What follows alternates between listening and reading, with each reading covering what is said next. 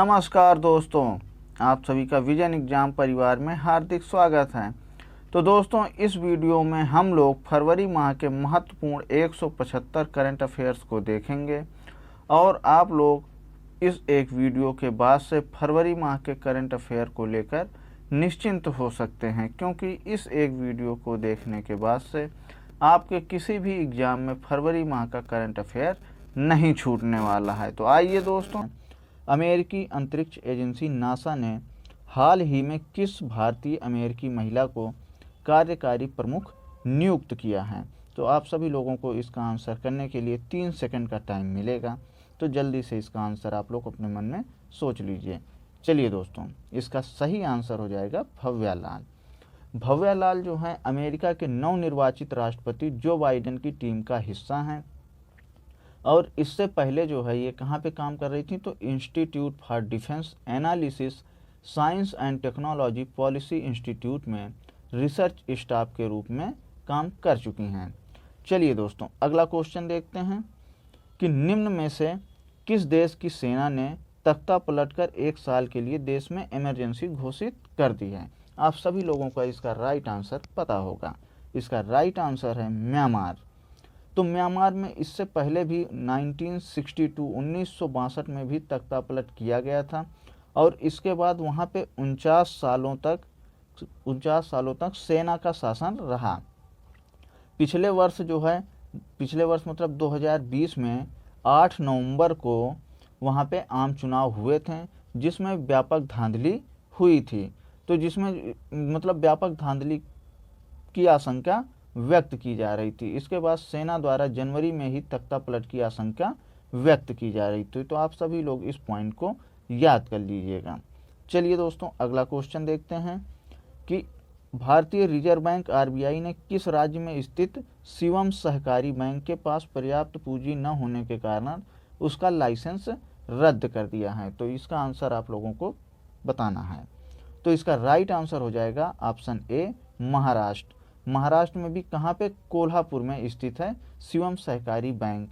और ये बैंक जो है 29 जनवरी 2021 से कोई भी वित्तीय लेन देन या कोई बैंकिंग कारोबार नहीं कर सकेगी। चलिए दोस्तों, अगला प्रश्न देखते हैं। एशियाई क्रिकेट परिषद ACC का अध्यक्ष निम्न में से किसे चुना गया है? तो आप सभी लोग इसका आंसर पहले सोच लीजिए, फिर उसके बाद करते हैं। तो चलिए दोस्तों, इसका सही आंसर है जय शाह। आप लोग सौरव गांगुली से कंफ्यूज नहीं होंगे, क्योंकि सौरव गांगुली BCCI के अध्यक्ष हैं और जय शाह को ACC का अध्यक्ष चुना गया है। अब ACC की स्थापना देखिए कब हुई थी? तो 1983 में ACC की स्थापना हुई थी। अगला प्रश्न देखते हैं कि किस देश ने 679 मेगावाट क्षमता की लोअर अरुण पनबिजली परियोजना का ठेका भारत के सतलुज जल विद्युत निगम लिमिटेड को देने का निर्णय लिया है? तो आप सभी को इसका राइट आंसर पता होगा। इसका राइट आंसर है नेपाल। अब लोअर अरुण पनबिजली परियोजना देखिए नेपाल के कहाँ की स्थित है? तो नेपाल के सखुआ सभा और भोजपुर जिले में स्थित है। अब इस परियोजना के पूर्ण होने पर प्रतिवर्ष 3,561 मिलियन यूनिट बिजली का उत्पादन होगा। तो इलेक्ट्रिसिटी यानी विद्युत की जो है कमर्शियल यूनिट जो है यूनिट ही है, जिसे हम लोग वाट आवर्स या वाट घंटा बोलते हैं। अब इस परियोजना में जो है उत्पन्न बिजली का 21.9% उत्पन्न ऊर्जा नेपाल को निःशुल्क प्रदान करेगी। अब परियोजना की लागत लगभग 100 खरब रुपए से भी अधिक आंकी गई है। तो आप सभी लोग इस पॉइंट को नोट कर लीजिएगा। अगला प्रश्न देखते हैं। भारतीय क्रिकेट बोर्ड BCCI ने एक बड़ा फैसला करते हुए इस साल किस ट्रॉफी को नहीं कराने का फैसला किया है? तो आप सभी लोगों को इसका राइट आंसर करना है। इसका राइट आंसर है रणजी ट्रॉफी। और ऐसा जो है इतिहास में 87 सालों के इतिहास में पहली बार होगा। अगला प्रश्न देखते हैं कि विश्व कुष्ठ रोग दिवस निम्न में से कब मनाया जाता है? तो विश्व कुष्ठ रोग दिवस जनवरी के अंतिम रविवार को मनाया जाता है। जनवरी के अंतिम रविवार अर्थात 31 जनवरी को इस बार मनाया गया। और यह जो किस पर केंद्रित है, विश्व कुष्ठ रोग दिवस, तो यह बच्चों में कुष्ठ रोग से संबंधित तथा विकलांगों के शून्य मामलों के लक्ष्य पर केंद्रित है। अगला प्रश्न देखते हैं, आयुष्मान भारत के नए मुख्य कार्यकारी सीईओ के रूप में किसे नियुक्त किया गया है? इसका आंसर आप सभी लोगों को करना है। तो आप सभी लोगों ने इसका राइट आंसर सोच लिया होगा। अब इसका राइट आंसर देख लेते हैं। तो इसका राइट आंसर है RS शर्मा। RS शर्मा को राष्ट्रीय स्वास्थ्य प्राधिकरण के द्वारा आयुष्मान के लिए नए मुख्य कार्यकारी यानी सीईओ के रूप में चुना गया है। अब आयुष्मान भारत के बारे में भी जान लेते हैं। तो आयुष्मान भारत सार्वजनिक स्वास्थ्य बीमा योजना से संबंधित है और इसे प्रधानमंत्री जन आरोग्य योजना भी कहा जाता है। तो RS शर्मा जी जो है इंदु भूषण की जगह लेंगे और RS शर्मा जो है भारतीय दूरसंचार नियामक प्राधिकरण ट्राई के पूर्व अध्यक्ष भी रह चुके हैं। चलिए अगला प्रश्न देखते हैं, हाल ही में किस भारतीय तेज गेंदबाज ने सभी क्रिकेट फॉर्मेट से संन्यास ले लिया है? तो इसका राइट आंसर है Ashok Dinda. Ashok Dinda maximum first class cricket Bengal की तरफ से इन्होंने खेला है और इन्होंने 13 ODI क्रिकेट में 12 विकेट लिए हैं। 9 T20 मैच में 17 विकेट इनको मिला है और सबसे अच्छा प्रदर्शन इनका फर्स्ट क्लास क्रिकेट में था, जिसमें 116 मैच में इन्होंने 420 विकेट हासिल किए हैं। तो ये अशोक डिंडा से संबंधित कुछ महत्वपूर्ण प्रश्न थे। आइए दोस्तों अगला प्रश्न देखते हैं। तो अगला प्रश्न है, हाल ही में किसने भारत की सबसे कम उम्र की महिला पायलट बनकर एक नया कीर्तिमान स्थापित कर दिया है? तो इसका आंसर आप सभी को करना है। चलिए, तो इसका राइट आंसर है आयशा अजीज। आयशा अजीज जम्मू कश्मीर की रहने वाली हैं और आयशा अजीज ने सन 2011 में सबसे कम उम्र में स्टूडेंट पायलट का लाइसेंस पाने वाली छात्रा बनी थी और उस समय इनकी एज 15 वर्ष थी। फिर इन्होंने जो है रूस के सोकोल एयरबेस से MiG-29 उड़ाने की ट्रेनिंग ली। फिर बॉम्बे फ्लाइंग क्लब से विमानन में ग्रेजुएशन की डिग्री हासिल की और 2017 में इन्होंने कमर्शियल पायलट का लाइसेंस हासिल कर लिया। अगला प्रश्न देखते हैं। अगला प्रश्न very important question, Oxford language ने किस शब्द को 2020 का हिंदी भाषा का शब्द घोषित किया है? तो आप सभी को इसका राइट आंसर पता होगा। इसका राइट आंसर है आत्मनिर्भरता। आत्मनिर्भरता को ऑक्सफोर्ड लैंग्वेज ने 2020 का हिंदी भाषा का शब्द घोषित किया है। इससे पहले भी देख लेते हैं। तो इससे पहले 2019 में संविधान शब्द को, 2018 में नारी शक्ति शब्द को और 2017 में आधार शब्द को घोषित किया गया था। अगला प्रश्न देखते हैं। अमेजन के फाउंडर जेफ बेजोस ने सीईओ पद छोड़ने का घोषणा किया है। उनकी जगह किसको सीईओ की जिम्मेदारी दी जाएगी? तो इसका राइट आंसर है एंडी जेसी। एंडी जेसी हाल ही में अभी तक अमेजन की वेब सर्विस लीड कर रहे थे और इन्होंने 1997 में अमेजन को ज्वाइन किया था। अगला प्रश्न देखते हैं।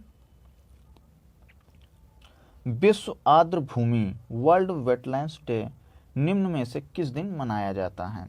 तो ये इसका राइट आंसर हो जाएगा 2 फरवरी।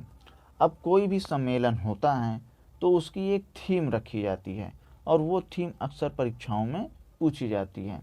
तो विश्व आर्द्र भूमि दिवस की 2021 की थीम थी वेटलैंड्स एंड वाटर, आर्द्र भूमि एवं जल। और कभी कभी इससे एक साल पहले की भी थीम पूछ ली जाती है, अर्थात 2020 की थीम थी आर्द्र भूमि एवं जैव विविधता। तो इसको आपको क्लियर कर लेना है ताकि एग्जाम में कोई कन्फ्यूजन ना रहे। अगला प्रश्न देखते हैं। हाल ही में किस राज्य के मुख्यमंत्री ने हर घर पानी हर घर सफाई मिशन लॉन्च किया है? तो इसका राइट आंसर हो जाएगा पंजाब।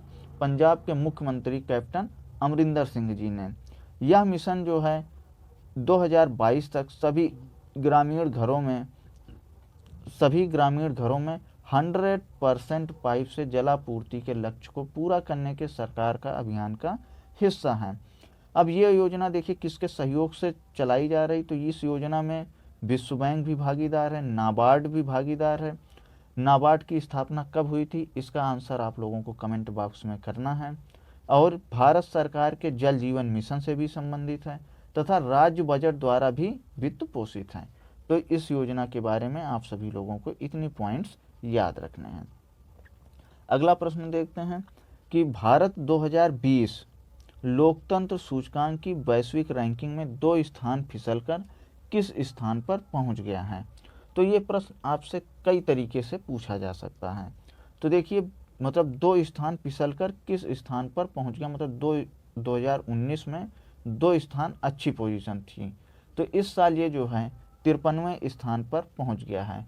इसका मतलब 2019 में ये 51वें स्थान पे रहा और 2 स्थान फिसल कर 53वें स्थान पर पहुंच गया। तो अब क्वेश्चन ये है कि इसमें फर्स्ट रैंक किसको मिली है, तो फर्स्ट रैंक मिली है नॉर्वे को, और नॉर्वे को 2019 में भी फर्स्ट रैंक मिली थी। सेकंड रैंक मिली है आइसलैंड को, थर्ड रैंक मिली है स्वीडन को, इसी प्रकार फोर्थ न्यूजीलैंड है और फिफ्थ कनाडा है, और बिल्कुल लास्ट में जो है उत्तर कोरिया मिली है। उत्तर कोरिया की लास्ट रैंक है। तो भारत को जो है अमेरिका, फ्रांस, बेल्जियम और ब्राज़ील के साथ त्रुटिपूर्ण लोकतंत्र के तौर पर वर्गीकृत किया गया है। अब इसका 2 स्थान फिसलने का कारण क्या रहा, तो भारत का जो है लोकतांत्रिक मूल्यों से पीछे हटने तथा नागरिकों की स्वतंत्रता पर कार्रवाई करने के कारण इसके 2 स्थान फिसल गया है ये। चलिए तो अब अगला प्रश्न देख लेते हैं। तो प्रश्न नंबर 16 है कि सऊदी अरब ने कोरोना महामारी के मद्देनज़र कितने देशों से आने वाली उड़ानों पर प्रतिबंध लगा दिया है। तो इसका राइट आंसर है 20 देशों से आने वाली विमान पर प्रतिबंध लगा दिया है। अगला क्वेश्चन देखते हैं, क्वेश्चन नंबर 17। भारतीय मुक्केबाजी महासंघ BFI के चुनाव में निम्न में से किसे फिर से अध्यक्ष चुना गया। तो इसका राइट आंसर हो जाएगा अजय सिंह को। चूँकि इसका चुनाव पिछले वर्ष सितंबर में कराया जाना था लेकिन 2 बार स्थगित हुआ, फाइनली इसका चुनाव हुआ और अजय सिंह को फिर से अध्यक्ष चुन लिया गया है। अगला प्रश्न है कि फेसबुक इंक ने किसको अपना पहला मुख्य अनुपालन अधिकारी नियुक्त किया है। तो इसका जो है मुख्य अनुपालन अधिकारी किसको नियुक्त किया गया, इसका राइट आंसर हो जाएगा हेनरी मोनिच को। इससे पहले ये मीडिया कंपनी वाइकम CBS VIACOM और CBS इंक में मुख्य अनुपालक अधिकारी एवं मुख्य लेखा परीक्षा कार्यकारी थे।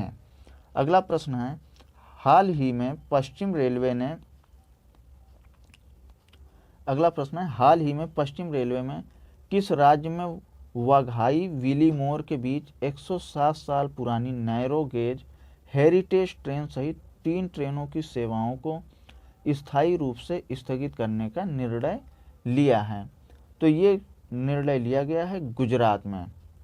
अब इस ट्रेन की जो शुरुआत है ये 1913 में हुई थी और ये जो ट्रेन थी ये गायकवाड़ वंश की निशानी थी। जो गायकवाड़ वंश है इसने बड़ौदा की रियासत पर शासन किया था। ये हिस्ट्री के महत्वपूर्ण प्रश्नों में से एक है। अगला प्रश्न है कि विश्व कैंसर दिवस निम्न में से किस दिन मनाया जाता है। तो इसका राइट आंसर आप सभी को पता होगा, 4 फरवरी। अब इस दिवस की थीम क्या थी, तो इस दिवस की थीम थी आई कैन वी कैन, और लास्ट ईयर इस दिवस की थीम थी I am and I will. आपको दोनों ईयर की थीम्स याद रखनी होगी जिससे एग्जाम में कंफ्यूजन नहीं होगा।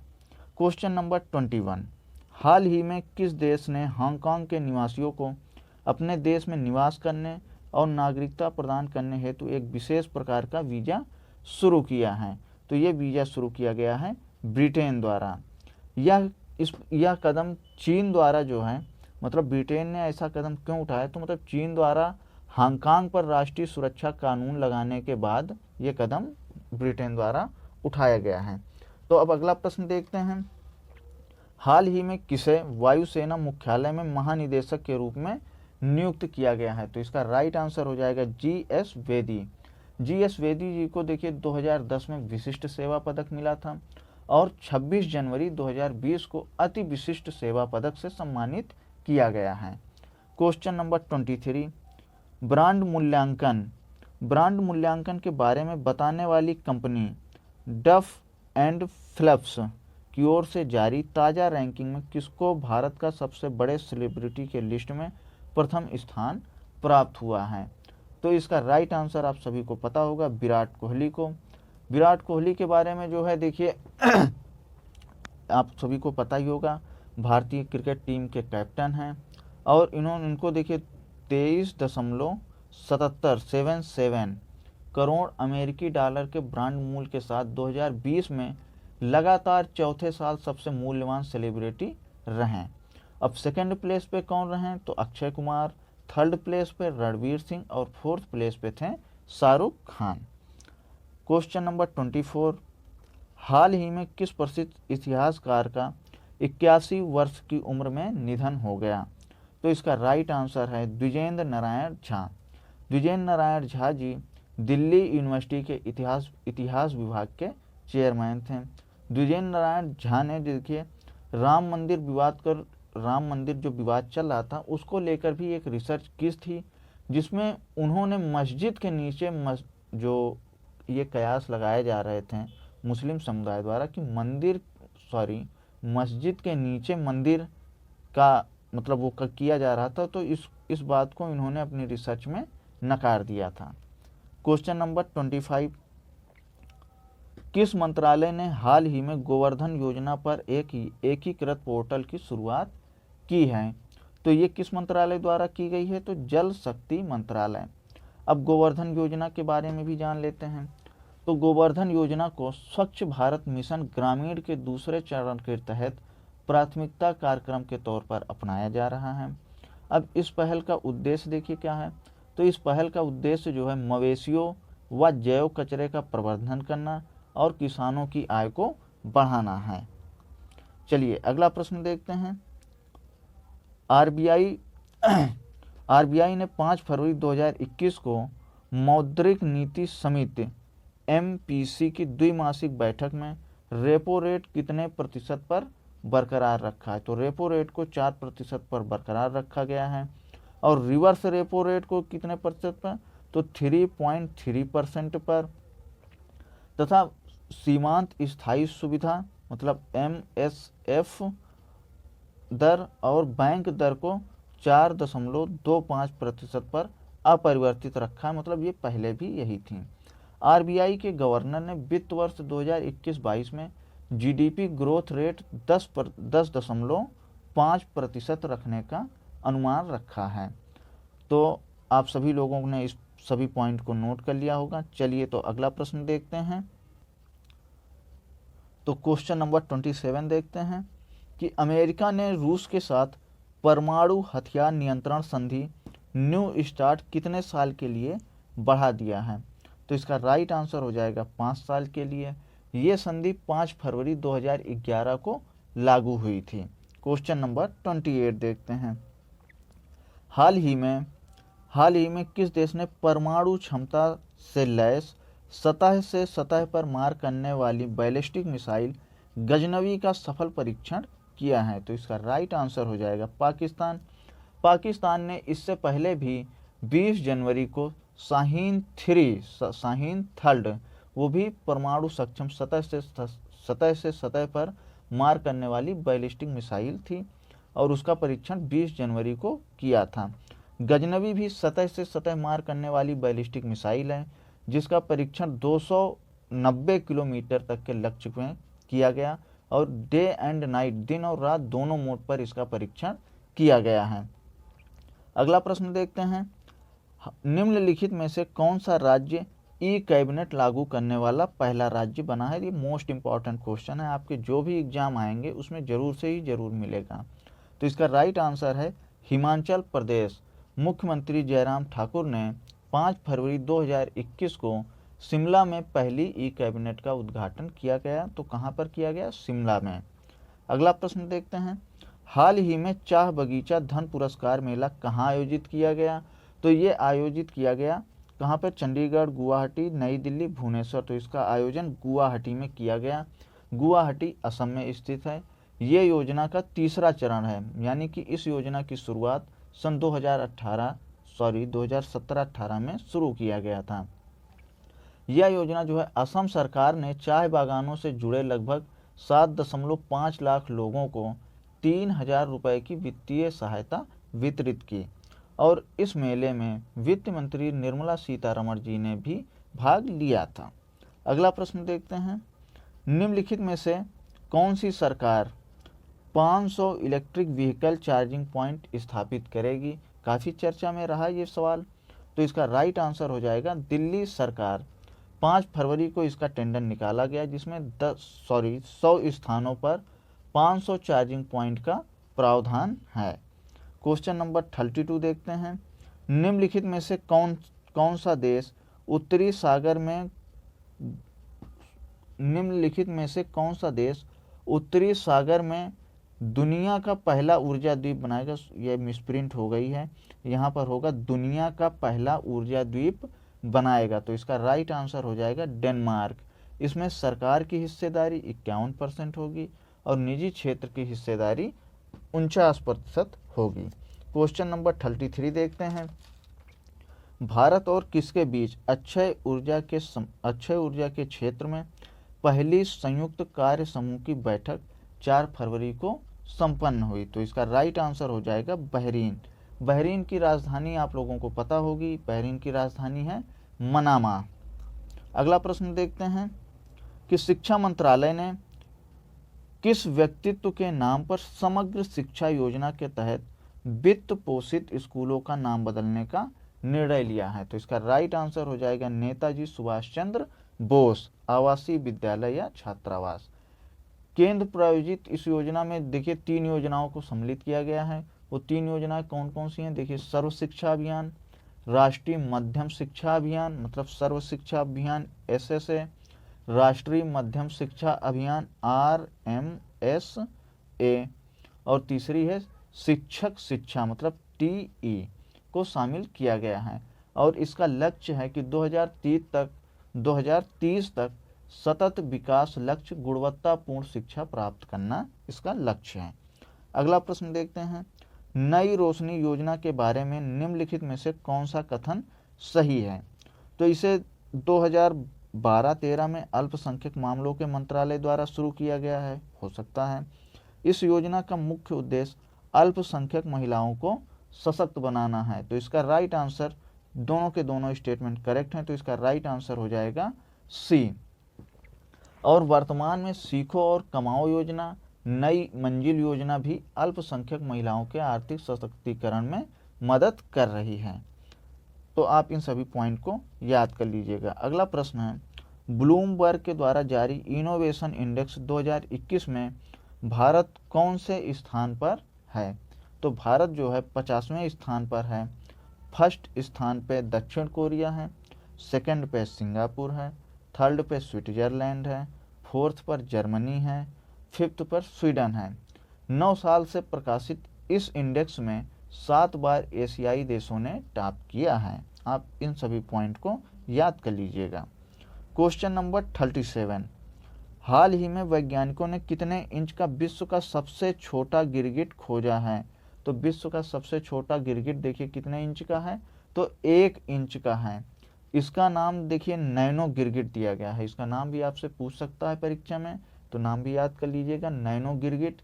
अब ये कहाँ खोजा गया है? तो इसकी खोज जो है जर्मनी और मेडागास्कर की टीम ने उत्तरी मेडागास्कर के जंगल में खोजा गया। तो देखिए ये साउथ अफ्रीका कॉन्टिनेंट जैसे ये है, तो इसी के बगल में ही ये मेडागास्कर है, तो यहीं के जंगलों में ये खोजा गया है। अगला प्रश्न है, निम्नलिखित में से हाल ही में किसने ब्लू जेट लाइटनिंग का अवलोकन किया है? तो इसका अवलोकन किसने किया है? तो अंतर्राष्ट्रीय अंतरिक्ष स्टेशन, ऑप्शन नंबर सी इसका राइट आंसर हो जाएगा। तो इसके बारे में 2-3 बातें और याद कर लीजिएगा कि अंतर्राष्ट्रीय अंतरिक्ष स्टेशन के वायुमंडल अंतरिक्ष इंटरैक्शन मॉनिटर वेधशाला के वैज्ञानिकों ने हाल ही में एक चमकीले नीले रंग की बिजली देखी है। इस तरह के ब्लू जेट को जमीन से देखना तकरीबन नामुमकिन होता है। ब्लू जेट्स को तब देखा जा सकता है जब धनावेश वाले बादल, मतलब जो पॉजिटिव चार्ज वाले बादल हैं, उनका ऊपरी हिस्सा बादलों और हवा के बीच ऋण आवेश से मिलता है। तो ये आवेश बादल में अपनी जगह बदलते हैं और एक तरह हो जाते हैं, जिससे इलेक्ट्रिक ब्रेकडाउन हो जाता है और इस दौरान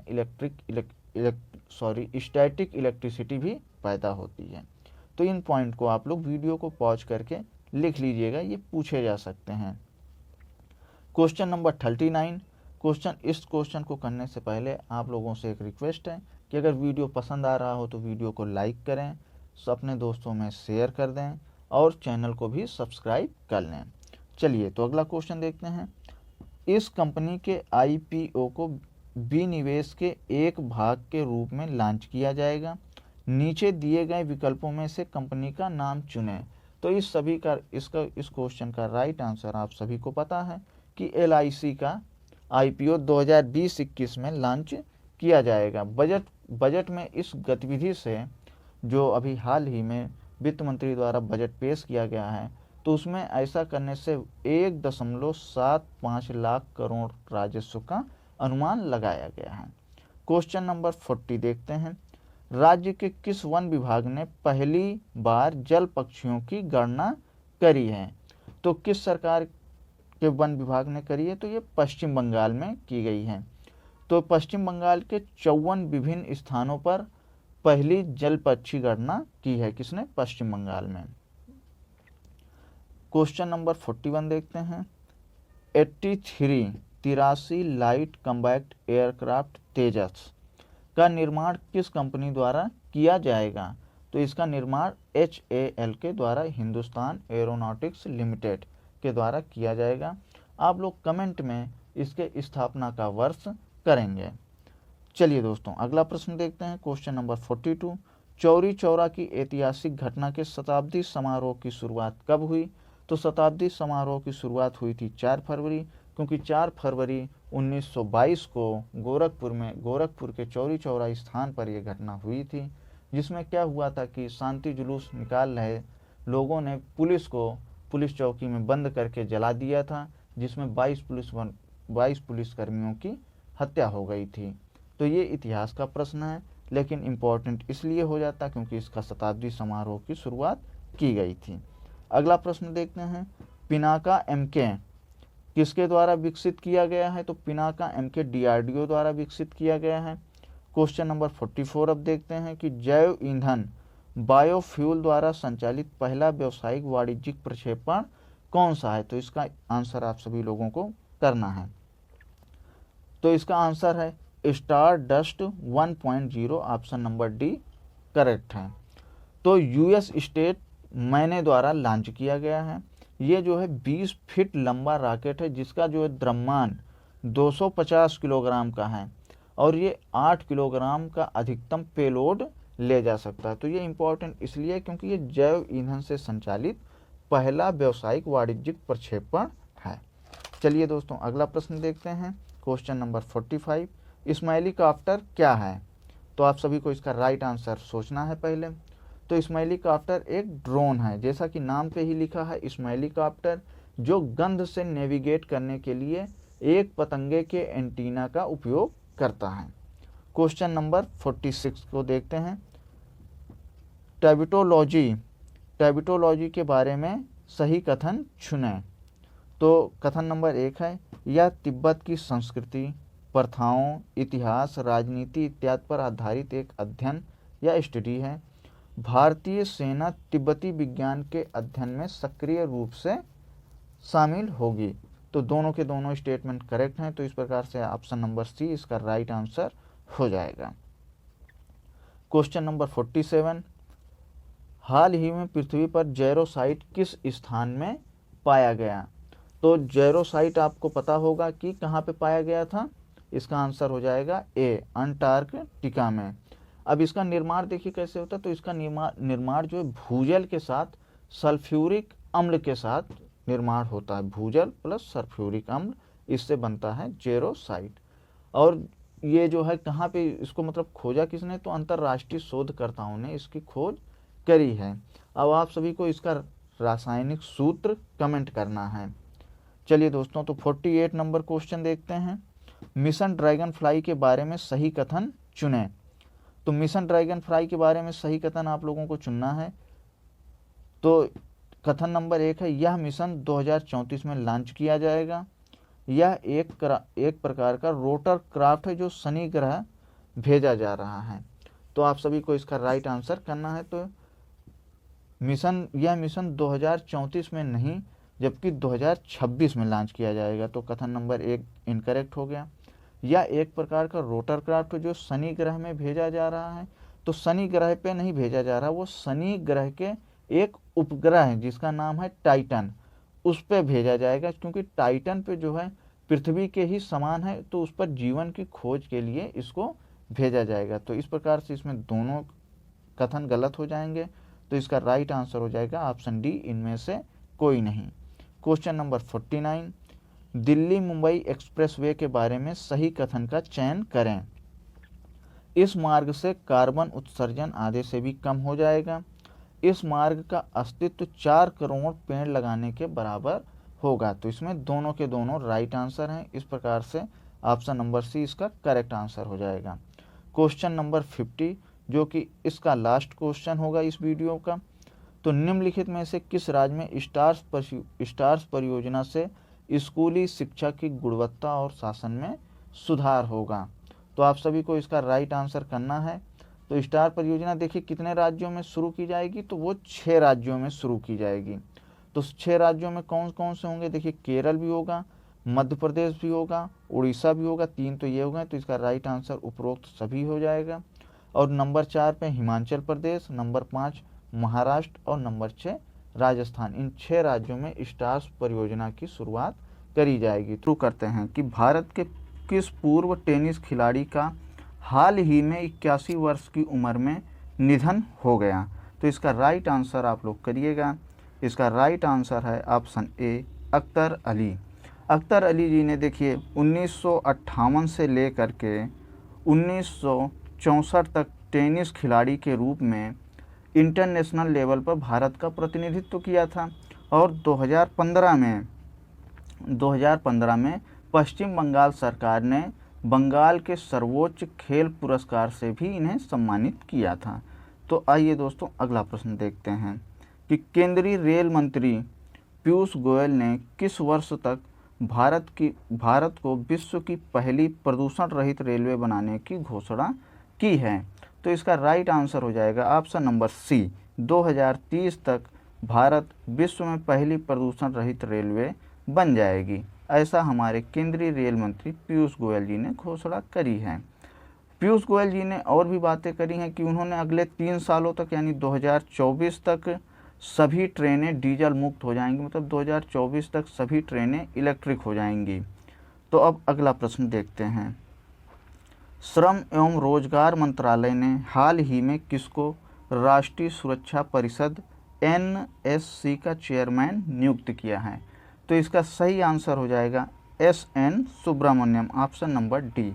और कितने सालों के लिए, तो 3 वर्षों के लिए इनको राष्ट्रीय सुरक्षा परिषद का चेयरमैन नियुक्त किया गया है।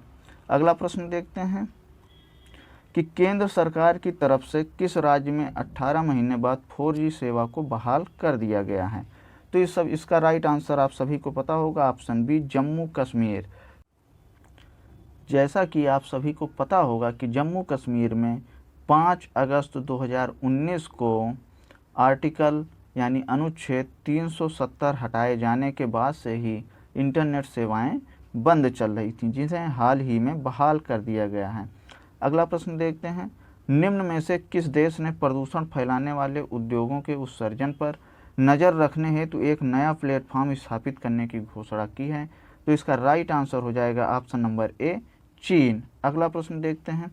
प्रधानमंत्री नरेंद्र मोदी ने हाल ही में पश्चिम बंगाल के हल्दिया में कितने करोड़ रुपए की 4 बुनियादी ढांचागत परियोजनाओं को राष्ट्र को समर्पित किया गया है। तो कितनी वो बुनियादी ढांचागत परियोजनाएं हैं, तो 4।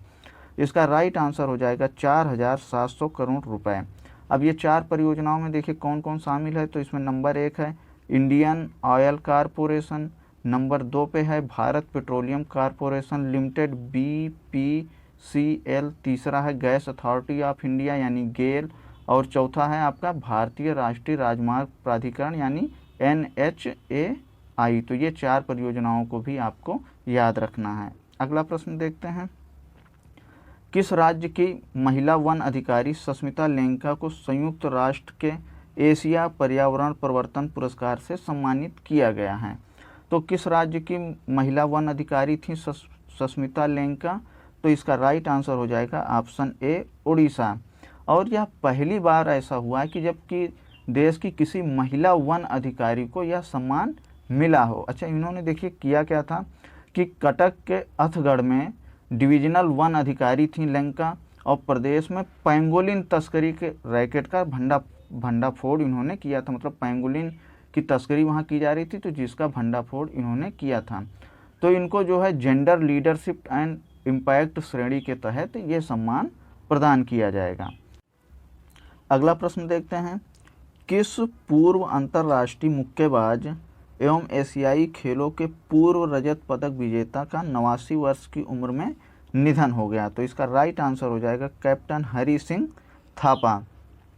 अब इन्होंने देखिए राष्ट्रीय स्तर पर 1950 से लेकर के 1957 तक बॉक्सिंग मिडिल वेट में 7 वर्ष तक लगातार स्वर्ण पदक जीता था, जिनका हाल ही में अभी निधन हो गया।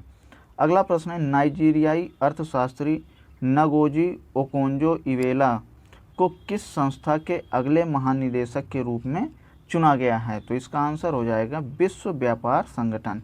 ये प्रश्न आपसे ऐसे भी पूछ सकता है कि विश्व व्यापार संगठन का महानिदेशक किसे चुना गया? तो किसे चुना गया? नगोजी ओकोंजो-इवेला को। अब देखिए इनके बारे में भी बातें जान लेते हैं कि नगोजी ओकोंजो-इवेला देखिए संगठन का नेतृत्व करने वाली पहली महिला होंगी और साथ ही पहली अफ्रीकी भी होंगी। और ये देखिए किसकी जगह लेंगी? तो रॉबर्टो अजेवेदो की जगह लेंगी। अच्छा, वर्ल्ड ट्रेड ऑर्गेनाइजेशन विश्व व्यापार संगठन देखिए कब बनाया गया था? तो ये 1 जनवरी 1995 में ये बनाया गया था, इसकी स्थापना करी गई थी।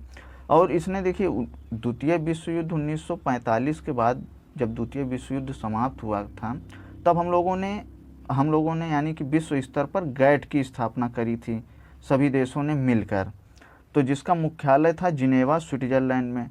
तो 1995 में इसी गैट को हम लोगों ने विश्व व्यापार संगठन के नाम से जाना, और इसका मुख्यालय देखिए जिनेवा में ही है, और इसमें 164 सदस्य देश हैं, जिसमें कि यूरोपीय संघ के देश भी शामिल हैं तथा 23 पर्यवेक्षक देश भी हैं। अगला प्रश्न देख लेते हैं, केंद्र सरकार ने आगामी वित्तीय वर्ष 2021-22 के लिए प्रधानमंत्री फसल बीमा योजना PMFBY के लिए कितने करोड़ रुपए का आवंटन किया है? तो इसका राइट आंसर हो जाएगा कि 16,000 करोड़ रुपए। अगला प्रश्न देखते हैं, केंद्रीय मत्स्य पालन मंत्री गिरिराज सिंह ने गोवा को मत्स्य पालन का केंद्र बनाने हेतु कितने करोड़ रुपए के निवेश की घोषणा करी है? तो इसका राइट आंसर हो जाएगा ऑप्शन नंबर सी 400 करोड़ रुपए। अगला प्रश्न देखते हैं, किस राज्य की सरकार ने जमीन की धोखाधड़ी रोकने के लिए हर जमीन का 16 अंक का यूनिक ID नंबर जारी करने का फैसला किया है? तो ये कौन सी राज्य सरकार ने किया है? तो इसका आंसर हो जाएगा उत्तर प्रदेश की सरकार ने। UPSSC PET में ये क्वेश्चन 100% आपको देखने को मिलेगा। अब इससे देखिए क्या होगा कि कोई भी व्यक्ति घर बैठे एक क्लिक पर ही ज़मीन का पूरा ब्यौरा जान सकेगा। अगला प्रश्न देखते हैं, केंद्र सरकार ने अन्य पिछड़ा वर्ग OBC के उप श्रेणीकरण पर रिपोर्ट प्रस्तुत करने हेतु रोहिणी आयोग के कार्यकाल को कितनी तारीख तक बढ़ा दिया है? तो इसका राइट आंसर हो जाएगा 31 जुलाई 2021 को। तो आपको ये रोहिणी आयोग भी याद रखना है कि किससे संबंधित है, तो OBC से संबंधित है। अगला प्रश्न देखते हैं, क्वेश्चन नंबर 64, हाल ही में किस फिल्म अभिनेता का 58 साल की उम्र में निधन हो गया? तो इसका राइट आंसर हो जाएगा राजीव कपूर। देखिए राजीव कपूर जो हैं अभिनेता रणधीर कपूर और ऋषि कपूर के छोटे भाई हैं। और इनकी एक फिल्म थी राम तेरी गंगा मैली। राम तेरी गंगा मैली ये पर्दे पर ज़बरदस्त हिट हुई थी, तो इनकी हिट फिल्म थी Ram Teri Ganga Maili. Option number A Rajiv Kapoor correct answer हो जाएगा। अगला क्वेश्चन देखते हैं। भारतीय क्रिकेट टीम के पूर्व सलामी बल्लेबाज वसीम जाफर ने किस क्रिकेट टीम के कोच के पद से इस्तीफा दे दिया है? तो हालांकि ये अभी उत्तराखंड क्रिकेट टीम के कोच थे, तो उन्होंने उत्तराखंड क्रिकेट टीम के कोच के पद से इस्तीफा दे दिया। तो इसका राइट आंसर हो जाएगा ऑप्शन नंबर बी। वे देखिए वसीम जाफर जी ने रणजी में कम से कम 150 से भी ज़्यादा मैच इन्होंने खेले हैं। अगला प्रश्न है विश्व दलहन दिवस निम्न में से किस दिन मनाया जाता है? तो इसका राइट आंसर आप सभी को पता होगा, ऑप्शन नंबर डी 10 फरवरी को। अब ये देखिए मनाया क्यों जाता है, तो दुनिया में दालों के महत्व को समझने के लिए वर्ष 2016 को अंतर्राष्ट्रीय दालों का वर्ष घोषित किया गया। मतलब अंतर्राष्ट्रीय दालों का वर्ष किस ईयर घोषित किया गया था? तो 2016 को। और इसके बाद से संयुक्त राष्ट्र महासभा ने 10 फरवरी को विश्व दाल दिवस के रूप में मनाने का प्रस्ताव पारित किया। तब से अंतर्राष्ट्रीय दलहन दिवस 10 फरवरी को मनाया जाता है। अगला प्रश्न देखते हैं। हाल ही में किस ऑस्ट्रेलियाई खिलाड़ी को तीसरी बार एलन बॉर्डर मेडल से सम्मानित किया गया है? तो इसका राइट आंसर आप सभी को पता होगा, स्टीव स्मिथ को तीसरी बार, यानी कि इनको ये तीसरी बार मिलने वाला पुरस्कार है। और इसके पहले देखिए माइकल क्लार्क और रिकी पॉन्टिंग जिन्होंने इस पुरस्कार को 4 बार जीता है। किसने? माइकल क्लार्क और रिकी पॉन्टिंग ने। अगला प्रश्न देखते हैं। Formula 1 world champion Lewis Hamilton ने मर्सिडीज के साथ कितने साल का करार किया है? तो ये मर्सिडीज के साथ आगे 1 साल का करार इनका और बढ़ गया है, और ये उनका मर्सिडीज के साथ 9वां सीजन होगा। हैमिल्टन देखिए 2013 में जो है मर्सिडीज से जुड़े थे, और अब तक उन्होंने 6 वर्ल्ड चैंपियनशिप खिताब जीती हैं। अगला प्रश्न देखते हैं। सार्वजनिक क्षेत्र की किस कंपनी ने हाल ही में लद्दाख में देश की पहली भूतापीय क्षेत्र विकास योजना का क्रियान्वित करने की घोषणा की है? तो वो कौन सी सार्वजनिक क्षेत्र की कंपनी है जिसने लद्दाख में देश की पहली भूतापीय क्षेत्र विकास योजना को क्रियान्वित करने की घोषणा की है? तो इसका राइट आंसर हो जाएगा option number C ONGC oil and natural gas corporation. इस परियोजना के पहले चरण में 1 मेगावाट बिजली उत्पादन क्षमता लगाई जाएगी, और जिससे उत्पन्न 100% बिजली मुफ्त में आम जनता को आपूर्ति करी जाएगी। अगला प्रश्न देखते हैं। रंग विदूषक किस संस्थापक और थिएटर निर्देशक का हाल ही में निधन हो गया? मतलब रंग विदूषक के किस संस्थापक और थिएटर निर्देशक का हाल ही में निधन हो गया? तो इसका राइट आंसर है ऑप्शन नंबर सी बंसी कौल। अगला प्रश्न देखते हैं। भारत की किस स्टार एथलीट को असम के मुख्यमंत्री सर्बानंद सोनोवाल ने DSP नियुक्त करने का फैसला किया? ये भी बहुत ही महत्वपूर्ण प्रश्न है, आने वाले एग्जाम में ये देखने को जरूर मिलेगा। तो इसका राइट आंसर है ऑप्शन नंबर ए हिमा दास। हिमा दास देखिए असम की ही रहने वाली हैं। असम में नंगांव जिले के धींग गांव में रहने वाली हैं। मतलब जिले का नाम इनका नंगांव है और गांव का नाम धींग गांव है। और हिमा दास ने देखिए 2019 में 5 स्वर्ण पदक जीती थी। 5 गोल्ड मेडल इन्होंने 2019 में जीता था। अगला प्रश्न देखते हैं। अंतर्राष्ट्रीय महिला विज्ञान दिवस international day of women and girls in science निम्न में से किस दिन मनाया जाता है? तो इसका राइट आंसर आप सभी को पता होगा 11 फरवरी। अब इसके बारे में कुछ और बातें देखिए जान लेते हैं। तो इस दिवस को सबसे पहली बार कब मनाया गया था? तो 2016 में विश्व स्तर पर पहली बार मनाया गया था। अब यह दिवस देखिए विज्ञान, प्रौद्योगिकी, इंजीनियरिंग और गणित के क्षेत्र में महिलाओं और बालिकाओं की समान सहभागिता और भागीदारी सुनिश्चित करने हेतु और इन क्षेत्रों में कार्य कर रही महिलाओं और बालिकाओं के महत्वपूर्ण भूमिका को प्रोत्साहन देने के उद्देश्य से इस दिवस को मनाया जाता है। अगला प्रश्न देखते हैं, रॉयल चैलेंजर बंगलोर टीम ने आईपीएल के आगामी सत्र के लिए किस पूर्व भारतीय बल्लेबाज को बैटिंग सलाहकार नियुक्त किया है? तो इसका राइट आंसर हो जाएगा ऑप्शन नंबर डी, संजय बांगर। देखिए संजय बांगर 2014 से 2019 तक भारतीय क्रिकेट टीम के बल्लेबाजी कोच रह चुके हैं। अगला प्रश्न है, किस देश ने संयुक्त राष्ट्र मानवाधिकार परिषद में फिर से शामिल होने का निर्णय लिया है? तो इसका राइट आंसर आप सभी को पता होगा, ऑप्शन नंबर ए, अमेरिका। देखिए पूर्व राष्ट्रपति डोनाल्ड ट्रंप ने जो है 2018 में इजराइल के साथ भेदभाव हो रहा था उस समय, तो 2018 में इजराइल के साथ भेदभाव होने के कारण संयुक्त राष्ट्र मानवाधिकार परिषद से हटने की घोषणा करी है। तो अभी जो है अमेरिका के राष्ट्रपति जो बाइडेन ने फिर से इसमें शामिल होने का लिए निर्णय लिया है। अगला प्रश्न देखते हैं, हाल ही में किस राज्य सरकार ने मुख्यमंत्री विज्ञान प्रतिभा परीक्षा को मंजूरी दे दी है? तो इसका राइट आंसर है ऑप्शन नंबर ए, दिल्ली।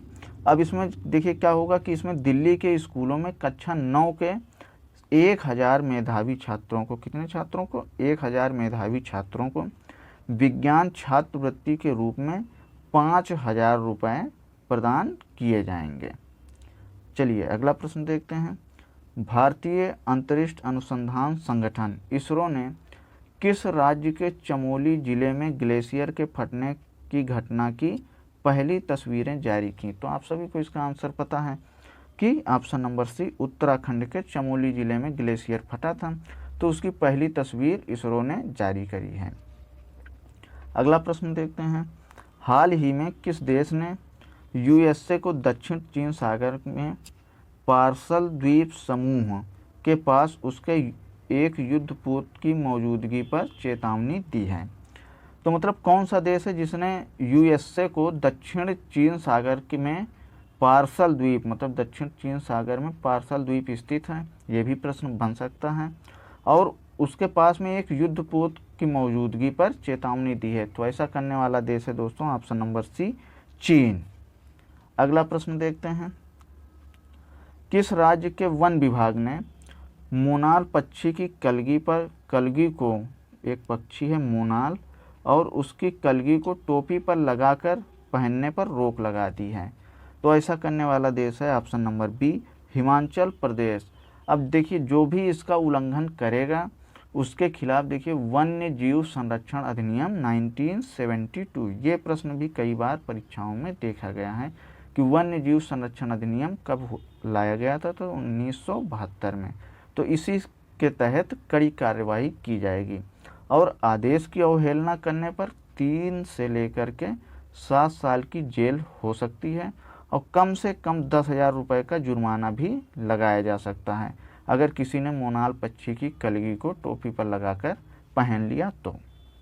अगला प्रश्न देखते हैं, भारतीय कुश्ती महासंघ WFI ने हाल ही में किन 2 पहलवानों को वार्षिक अनुबंध से बाहर कर दिया है? तो इसका राइट आंसर हो जाएगा ऑप्शन नंबर ए, सुशील कुमार और साक्षी मलिक। अब देखिए इनकी जगह युवा पहलवान अंशु मलिक देखिए 57 किलोग्राम भार के हैं, और हरियाणा की सोनम मलिक देखिए 62 किलोग्राम भार की एक कैटेगरी में शामिल कर लिया गया है। अगला प्रश्न है, कर्नाटक का 31वां जिला निम्न में से कौन बना? ये इम्पोर्टेंट प्रश्न है क्योंकि अभी तक कर्नाटक में 30 जिले थे, अब 31वां जिला भी अस्तित्व में आ चुका है। तो इसका आंसर हो जाएगा ऑप्शन नंबर बी, विजयनगर। तो कर्नाटक में देखिए खान समृद्ध बेल्लारी को काटकर, जो बेल्लारी जिला था वो बहुत ही खान समृद्ध था, तो उसी को काटकर नया विजयनगर जिला बनाने की अधिसूचना जारी होने के साथ ही 31वां जिला बन गया और इसका नाम विजयनगर साम्राज्य के नाम पर रखा गया है। अब इसका देखिए कोई भी जिला बनता है तो उसका एक मुख्यालय होता है, तो इसका मुख्यालय देखिए होसपेट होगा, होसपेट इसका मुख्यालय होगा। अगला प्रश्न देखते हैं,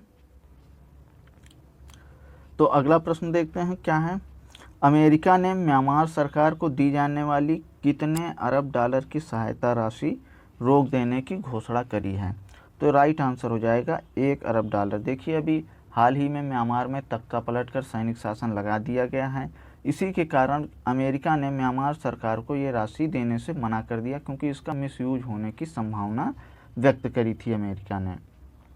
अगला प्रश्न है कि विश्व यूनानी दिवस निम्न में से किस दिन मनाया जाता है? तो इसका राइट आंसर हो जाएगा 11 फरवरी, ऑप्शन नंबर डी। ये देखिए हर साल प्रसिद्ध यूनानी विद्वान और समाज सुधारक हकीम अजमल खान की जयंती के रूप में मनाया जाता है। पहला विश्व यूनानी दिवस देखिए 2017 में केंद्रीय अनुसंधान संस्थान यूनानी चिकित्सा हैदराबाद में मनाया गया था। अगला प्रश्न देखते हैं 83। हाल ही में किस देश ने कहा कि उसका अंतरिक्ष यान तियानवे-1 मंगल की कक्षा में प्रवेश कर गया है? तो आप सभी को पता होगा इसका आंसर, ऑप्शन नंबर ए चीन। अगला प्रश्न देखते हैं न्यू डेवलपमेंट बैंक एनडीबी ने NIIF फंड्स में कितने मिलियन डॉलर का निवेश करने की घोषणा करी है? तो इसका राइट आंसर आप सभी लोग करेंगे। चलिए, तो इसका राइट आंसर हो जाएगा ऑप्शन नंबर बी, $100 मिलियन। अगला प्रश्न देखते हैं भारत की सबसे लंबी मालगाड़ी के परिचालन का रिकॉर्ड किस रेलवे जोन के पास में है? तो आप सभी को इसका आंसर पता होगा कि दक्षिण पूर्व मध्य रेलवे, ऑप्शन नंबर सी, जिसका मुख्यालय, जिसका हेडक्वार्टर कहाँ पे है? छत्तीसगढ़ में, बिलासपुर में है। तो इस मालगाड़ी का नाम दिया गया था वासुकी और इसकी कुल लंबाई थी 3.5 किलोमीटर और इसमें कितने डिब्बे थे? 300 डिब्बे, 300 वैगन इसमें शामिल थे। तो आपसे ये प्रश्न ऐसे भी पूछ सकता है कि वासुकी क्या है? तो वासुकी क्या है? एक मालगाड़ी का नाम है। अगला प्रश्न देखते हैं हाल ही में किस संगठन ने भारत में एक स्वदेशी सैन्य विमान विकसित करने के लिए जर्मन मूल प्लेटफॉर्म के लिए बौद्धिक संपदा IP अधिकार प्राप्त किए हैं? तो इसका राइट आंसर हो जाएगा टाटा ग्रुप ने। तो ये देखिए ये जो विमान बनाएंगे तो वो 41,000 फीट की ऊंचाई पर उड़ान भरने के लिए डिज़ाइन किया जाएगा और मैक्सिमम वो 45,000 फीट की ऊंचाई तक उड़ सकता है। अगला प्रश्न देखते हैं श्री शक्ति सैटेलाइट के बारे में निम्न में से सही कथन चुनें। अब देखिए कथन कारक UPPCS में ऐसे सवाल उठते हैं। तो यह उपग्रह का वजन जो है 460 ग्राम है, हो सकता है। यह भारतीय राष्ट्रीय अंतरिक्ष संवर्धन और प्राधिकरण केंद्र के तहत लॉन्च किया जाएगा। तो इसका आंसर हो जाएगा ऑप्शन नंबर सी, दोनों के दोनों करेक्ट हैं। देखिए इस सैटेलाइट को कोयम्बटूर के श्री शक्ति संस्थान के कॉलेज के छात्रों द्वारा डिजाइन किया गया है और यह एक नैनो सैटेलाइट है। चूँकि इसका वजन देखिए 460 ग्राम ही, तो इसको नैनो सैटेलाइट भी कह सकते हैं और इसे IN स्पेस के तहत लॉन्च किया जाएगा। अगला प्रश्न देखते हैं हाल ही में किस देश ने म्यांमार के साथ अपने संबंधों को निलंबित कर दिया है? तो इसका राइट आंसर हो जाएगा ऑप्शन नंबर ए, न्यूजीलैंड। तो न्यूजीलैंड के प्रधानमंत्री का नाम आप सभी लोगों को कमेंट बॉक्स में कमेंट करना होगा और आपने अगर चैनल को अभी तक सब्सक्राइब नहीं किया है तो प्लीज़ चैनल को सब्सक्राइब कर लीजिए। आपको ऐसे ही करंट अफेयर्स और GS के प्रश्न मिलते रहेंगे। चलिए अगला प्रश्न देखते हैं हाल ही में वैनेडियम भारत के किस हिस्से में पाया गया है? तो इसका राइट आंसर हो जाएगा अरुणाचल प्रदेश।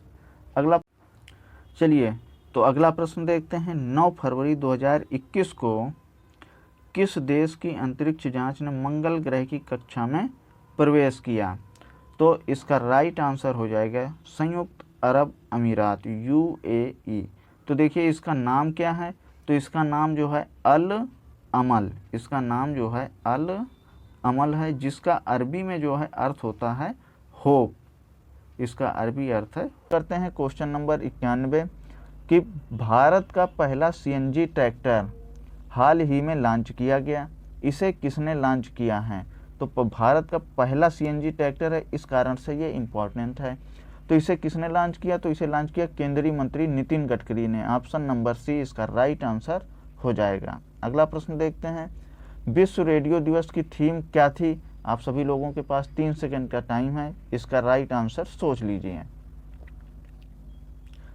तो चलिए दोस्तों, देखिए विश्व रेडियो दिवस इस बार 13 फरवरी को मनाया गया था और इसकी थीम थी new world new radio. Option number C इसका राइट आंसर हो जाएगा। अगला प्रश्न है, निम्नलिखित में से कश्मीरी स्टैग के बारे में सही कथन चुनें। तो कश्मीरी स्टैग, इसका दूसरा नाम देखिए, इसको हंगुल के नाम से भी जानते हैं। तो हंगुल को गंभीर रूप से लुप्त प्राय प्रजातियों के रूप में वर्गीकृत किया गया है। दूसरा कथन है, महिला हंगुल में 11 से 16 अंकों के साथ एंटलर है, जबकि पुरुष के पास कोई एंटलर नहीं होते हैं। तो देखिए इसमें हंगुल को गंभीर रूप से लुप्त प्रजातियों के रूप में तो वर्गीकृत किया गया है, मतलब पहला स्टेटमेंट बिल्कुल करेक्ट है। और दूसरा स्टेटमेंट में महिला हंगुल में 11 से 16 अंकों के साथ एंटलर होता है, तो ये पुरुष हंगुल में होता है, जबकि महिला के पास कोई एंटलर नहीं होता है। तो इस प्रकार से ये दूसरा स्टेटमेंट गलत हो जाएगा। तो इसका राइट आंसर हो जाएगा केवल एक, यानी option number A is the right answer. अगला प्रश्न देखते हैं, निम्नलिखित में से किस देश की टीम ने T20 क्रिकेट में 100 अंतर्राष्ट्रीय मैच जीतने वाली पहली टीम बन गई है? तो इसका राइट आंसर आप सभी को पता होगा, इसका राइट आंसर है पाकिस्तान। ऑप्शन नंबर सी। देखिए पाकिस्तान ने लाहौर के कज्जाफी स्टेडियम में साउथ अफ्रीका को 4 विकेट से हराकर ये उपलब्धि हासिल करी थी। अगला प्रश्न देखते हैं, किस देश की धाविका बीट्रिक चिपकोच ने 5 किलोमीटर रोड रेस को 14 मिनट 43 सेकंड में पूरा करके विश्व रिकॉर्ड बनाया है? तो ये नाम भी आपको याद रखना है, ये नाम भी महत्वपूर्ण है, पूछा जा सकता है। तो ये किस देश की हैं? तो ये केन्या की हैं। आपको बता दें, इससे पहले भी इन्हीं के नाम ये रिकॉर्ड था, लेकिन इससे पहले मोनाको में इन्होंने 14 मिनट 44 सेकंड में इस रेस को कंप्लीट किया था, यानी अपना रिकॉर्ड इन्होंने 1 सेकंड कम लिया उसको तोड़ने के लिए। और उनके नाम पे देखिए 3000 मीटर की स्टीपल चेज भी शामिल है, स्टीपल चेज में भी विश्व रिकॉर्ड इन्हीं के नाम है, बीट्रिक चिपकोच।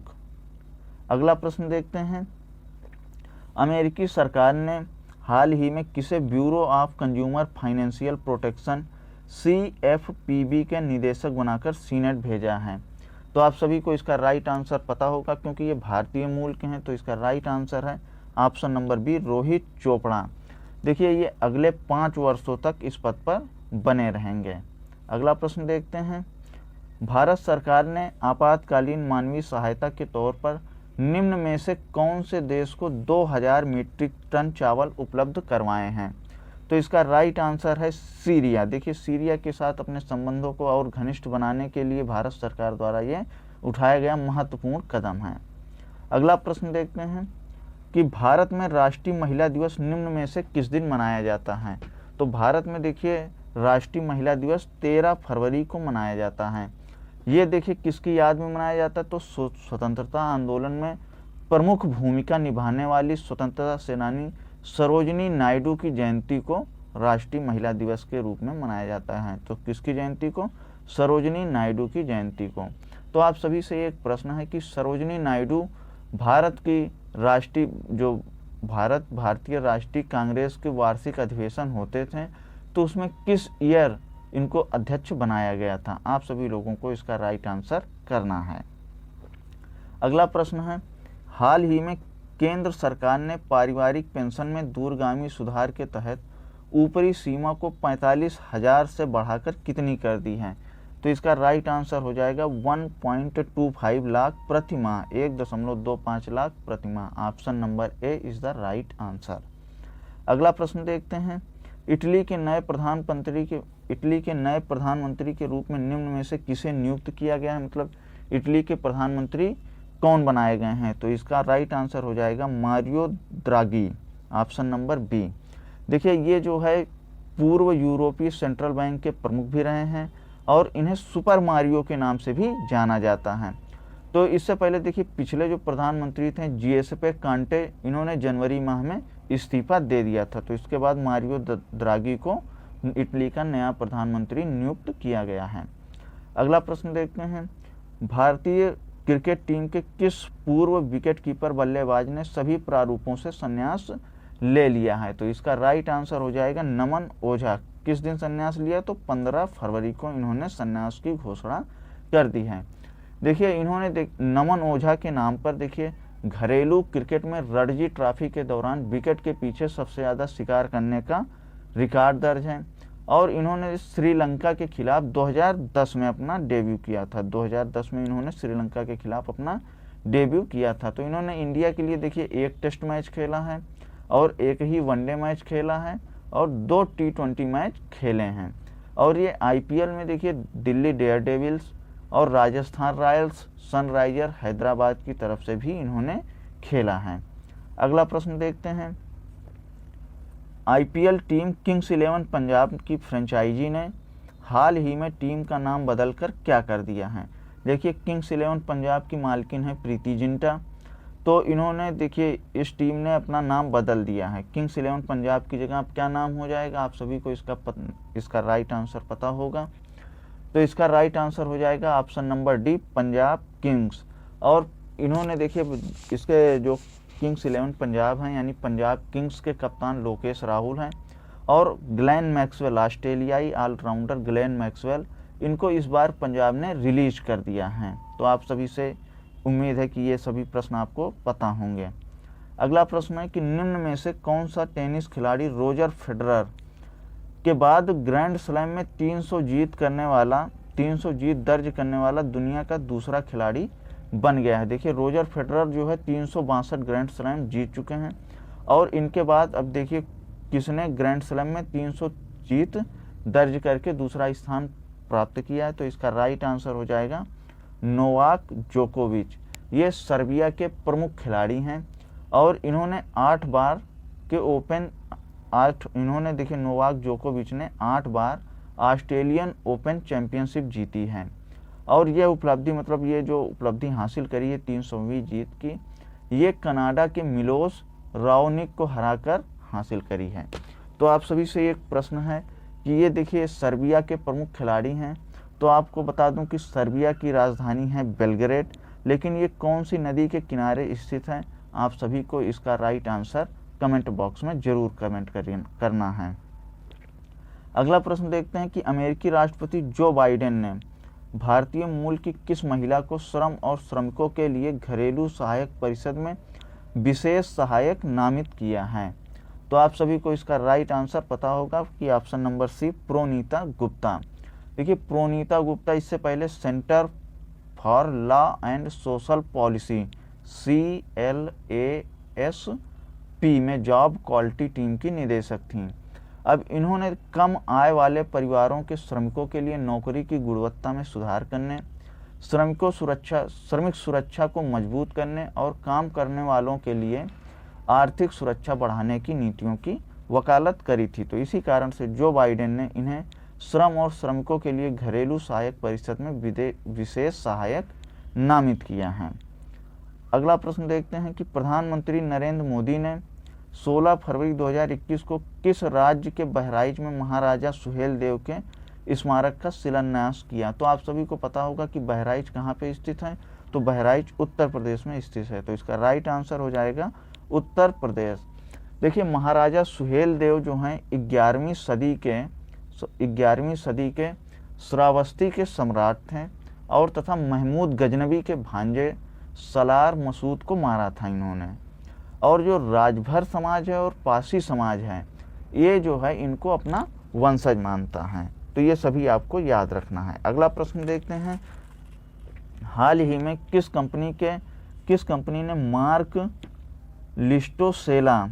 लिस्टोसेलो को अपना नया मुख्य कार्यकारी अधिकारी मतलब CEO और MD नियुक्त किया है? तो इसका राइट आंसर हो जाएगा ऑप्शन नंबर ए, टाटा मोटर्स ने। किसको? अब इस प्रश्न को ऐसे पूछ सकता है कि टाटा मोटर्स लिमिटेड ने अपना मुख्य कार्यकारी अधिकारी यानी CEO और MD किसे नियुक्त किया है? तो मार्क लिस्टोसेलो को। अब ये देखिए 1 जुलाई से इनका कार्यकाल शुरुआत होगा, 1 जुलाई 2021 से। अब ये वर्तमान में जो टाटा मोटर्स के CEO हैं वो हैं गुंटर बुचेक। अब इन्होंने गुंटर बुचेक ने अपना जो कार्यालय है यानी अपना स्थान जर्मनी स्थानांतरित करने की इच्छा व्यक्त करी थी। तो इस कारण से मार्क लिस्टोसेला को नया सीईओ बनाया गया है, किसका? टाटा मोटर्स लिमिटेड का। अगला प्रश्न देखते हैं कि वित्त मंत्रालय ने चालू तिमाही में सरकारी स्वामित्व वाली सामान्य बीमा कंपनियों में कितने हजार करोड़ रुपए की पूंजी निवेश करने का फैसला किया है? तो इसका राइट आंसर हो जाएगा ऑप्शन नंबर सी, 3000 करोड़। अगला प्रश्न देखते हैं कि हाल ही में, ये देखिए इंपॉर्टेंट क्वेश्चन है, हाल ही में किस सरकार ने लकड़ी के खिलौनों, स्थानीय कलाकृति, हस्तशिल्प को बढ़ावा देने हेतु फ्लिपकार्ट के साथ एक समझौता ज्ञापन पर हस्ताक्षर किया है? तो आप सभी लोगों को इसको राइट आंसर पहले सोचना है। चलिए, तो इसका राइट आंसर है ऑप्शन नंबर बी, महाराष्ट्र। देखिए महाराष्ट्र जो है इन सभी निर्माताओं को, मतलब जो लकड़ी के खिलौने बनाते हैं, स्थानीय कलाकृतियों को सही बढ़ावा देते हैं या स्थानीय कलाकृतियों को बनाते हैं, हस्तशिल्प को बढ़ावा देते हैं, तो इनके निर्माताओं को पैकेजिंग और ब्रांडिंग के लिए मुफ्त में प्रशिक्षण प्रदान करेगा और साथ ही कंपनी द्वारा प्रोडक्ट फोटोग्राफी भी कराई जाएगी। अगला प्रश्न देखते हैं, बिहार एवं झारखंड के किस पूर्व राज्यपाल का 88 वर्ष की उम्र में निधन हो गया है? तो इसका राइट आंसर हो जाएगा एम राम जोइस। देखिए ये एम राम जोइस जो है पंजाब और हरियाणा के उच्च न्यायालय के मुख्य न्यायाधीश के रूप में भी काम किया है। अगला प्रश्न है, हाल ही में किसे पांडुचेरी के उपराज्यपाल पद से हटा दिया गया है? तो इसका राइट आंसर आप सभी को पता होगा कि पांडुचेरी के उपराज्यपाल अभी तक कौन थी? किरण बेदी। तो ऑप्शन नंबर सी, किरण बेदी। अब इनकी जगह पे देखिए तेलंगाना के राज्यपाल तमिल साई सुंदर राजन को अतिरिक्त प्रभार दिया गया है। पांडुचेरी के उपराज्यपाल का अतिरिक्त प्रभार किसे दिया गया है? तो तेलंगाना के राज्यपाल तमिल साई सुंदर राजन को दिया गया है। अगला प्रश्न देखते हैं, हाल ही में किस देश ने टेराफुगिया ट्रांजिशन द्वारा तैयार उड़ने वाली हाइब्रिड कार को मंजूरी दी है? तो उड़ने वाली कार को मंजूरी देने वाला देश कौन सा है? तो ऑप्शन नंबर डी, अमेरिका, इसका राइट आंसर हो जाएगा। अब ये इम्पॉर्टेंट क्यों है? क्योंकि ये दुनिया की पहली उड़ने वाली कार बन गई है और इसको देखिए 160 किलोमीटर पर आवर से उड़ने की अनुमति है। अगला प्रश्न देखते हैं, किस केंद्रीय मंत्री ने 15 फरवरी 2021 को वाणिज्यिक जूट बीज वितरण योजना शुरू करी है? तो वाणिज्यिक जूट बीज वितरण योजना की शुरुआत किसने करी है? तो इसका राइट आंसर हो जाएगा केंद्रीय कपड़ा मंत्री Smriti Irani. Option number A is the right answer. अब इस योजना को देखिए भारतीय जूट निगम और राष्ट्रीय बीज निगम के बीच एक समझौता ज्ञापन के बाद लॉन्च किया गया है। चलिए अगला प्रश्न देखते हैं, भारतीय टेलीविजन एकेडमी के 20वें पुरस्कारों में निम्न में से किसे हॉल ऑफ फेम का पुरस्कार प्रदान किया गया है? तो इसका राइट आंसर आप सभी को पता होगा, option number B, Ekta Kapoor is the right answer. और एकता कपूर में देखिए 2020 के पद्मश्री पुरस्कार से भी सम्मानित किया गया है। अगला प्रश्न है कि कोरोना संक्रमण को देखते हुए हरिद्वार कुंभ की अवधि को घटाकर कितने दिन कर दिया गया है? तो ये देखिए पहले जो है इसका आयोजन 27 फरवरी से लेकर 27 अप्रैल तक होना था, लेकिन अब इसकी अवधि को 30 दिन कम कर दिया गया, यानी अब ये 1 अप्रैल से लेकर 30 अप्रैल तक होगा। तो इसका राइट आंसर हो जाएगा ऑप्शन नंबर सी, 30 दिन। देखिए जो कुंभ मेला का आयोजन जो है 12वें वर्ष होता है, तो देखिए ये 4 जगह आयोजित किया जाता है। कहाँ? हरिद्वार में, प्रयाग में, उज्जैन में और नासिक में। तो ये सबके बीच में जो गैप होता है वो 3-3 वर्ष का होता है। मतलब जैसे पहले नासिक में हो गया, फिर उसके 3 वर्ष बाद इलाहाबाद में होगा, फिर उसके बाद हरिद्वार में होगा, फिर उज्जैन में होगा, फिर प्रयाग में होगा। इस प्रकार से ये बारी बारी बदलते रहते हैं।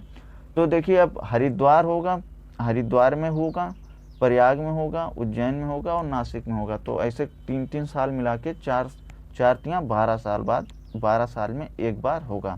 तो हरिद्वार में अब की बार होगा, तो अब इसके 12 साल बाद फिर से हरिद्वार में कुंभ का आयोजन किया जाएगा। अगला प्रश्न है कि किस केंद्रीय मंत्री ने हाल ही में एक ई छावनी पोर्टल की शुरुआत करी है? तो आप सभी को इसका राइट आंसर पता होगा। इसका आंसर है ऑप्शन नंबर ए, राजनाथ सिंह। देखिए ये इसका उद्देश्य क्या है कि जो 62 छावनी बोर्डों में 20 लाख से अधिक नागरिकों को ऑनलाइन नगर पालिका सेवाएं प्रदान करता है। अब देखिए इसमें क्या होगा कि जो छावनी क्षेत्रों के निवासी हैं वो उनकी नागरिक समस्याओं के बारे में अपनी शिकायतों को इस पोर्टल पर दर्ज कर सकते हैं। अगला प्रश्न है कि संयुक्त राष्ट्र पूंजी विकास कोष UNCDF का कार्यकारी सचिव निम्न में से किसे नियुक्त किया गया है? तो इसका राइट आंसर है देखिए प्रीति सिन्हा। अब UNCDF ये अल्प विकसित देशों के लिए संयुक्त राष्ट्र की पूंजी निवेश एजेंसी है। अगला प्रश्न देखते हैं, टाटा ने निम्न में से किस कंपनी के 68% हिस्सेदारी खरीदने का समझौता किया है? तो इसका राइट आंसर हो जाएगा option number D, big basket. इसके 68% की हिस्सेदारी कौन खरीद लेगा? टाटा। अब देखिए ये कितने में खरीदेगा? तो 9,500 करोड़ में, 9,500 करोड़ में। अब बिग बास्केट देखिए ऑनलाइन किराना सामान बेचने वाली कंपनी थी और ये कब अस्तित्व में आई थी? तो 2011 में ये अस्तित्व में आई थी और 25 शहरों में अपना ये कारोबार करती है। चलिए तो अगला प्रश्न देखते हैं, केंद्रीय मंत्रिमंडल ने भारत एवं किस देश के बीच व्यापक आर्थिक सहयोग और साझेदारी समझौता किए जाने को मंजूरी प्रदान कर दी है? तो इसका राइट आंसर हो जाएगा ऑप्शन नंबर बी, मॉरिशस। अब इसके तहत देखते हैं क्या होता है। तो इसके तहत कृषि, कपड़ा, इलेक्ट्रॉनिक्स एवं अन्य क्षेत्रों के 300 से अधिक घरेलू उत्पादों को मॉरिशस के बाजार में रियायती सीमा शुल्क पर प्रवेश मिलेगा। मतलब सीमा शुल्क में कुछ छूट दी जाएगी, ऐसा हमने इस पे समझौता किया है। अगला प्रश्न है कि हाल ही में दक्षिण अफ्रीका के किस खिलाड़ी ने टेस्ट क्रिकेट में संन्यास लेने की घोषणा करी है? तो इसका राइट आंसर आप सभी को पता होगा, option number C, Faf du Plessis.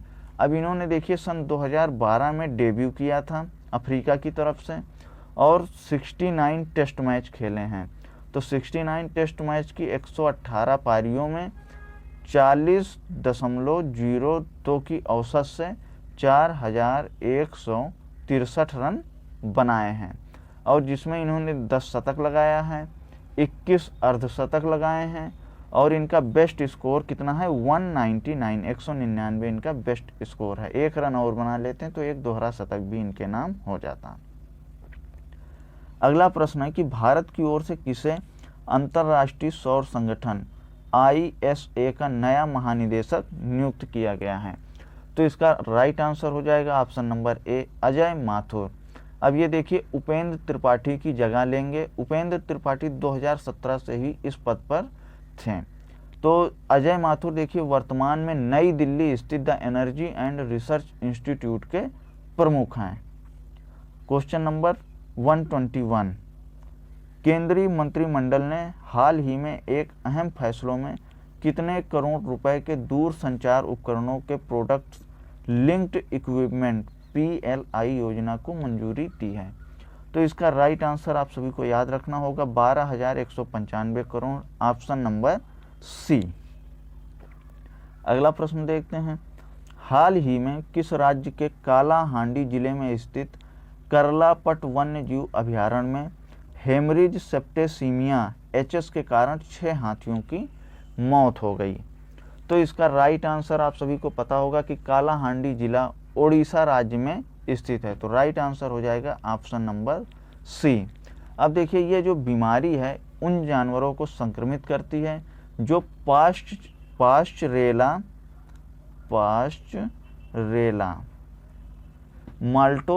माल्टोसिडा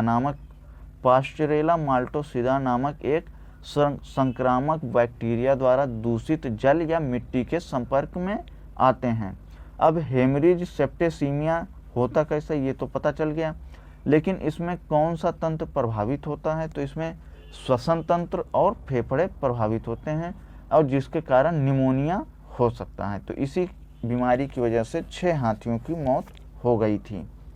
अगला प्रश्न देखते हैं। हाल ही में अंतर्राष्ट्रीय गैर सरकारी संगठन ट्रांसपेरेंसी इंटरनेशनल द्वारा जारी भ्रष्टाचार बोध सूचकांक में भारत 6 पायदान खिसककर 180 देशों में कितने स्थान पर आ गया है। तो देखिए, इस प्रश्न को ऐसे डिजाइन किया गया है कि इससे संबंधित आपके सभी महत्वपूर्ण प्रश्न जितने भी बन सकते हैं वो क्लियर हो जाएंगे। तो पहली बात, तो भ्रष्टाचार बोध सूचकांक कौन जारी करता है? तो ट्रांसपेरेंसी इंटरनेशनल। अब ट्रांसपेरेंसी इंटरनेशनल देखिए जर्मनी के बर्लिन में स्थित है और इसकी स्थापना 1993 में करी गई थी। तो क्वेश्चन ये है कि भारत 6 पायदान खिसक कर किस स्थान पर आ गया। तो इसके पहले आप सभी को पता होगा कि इसके पहले 80वें स्थान पे था, तो 6 पायदान खिसक गया, मतलब इस बार ये 86वें स्थान पर पहुंच गया है।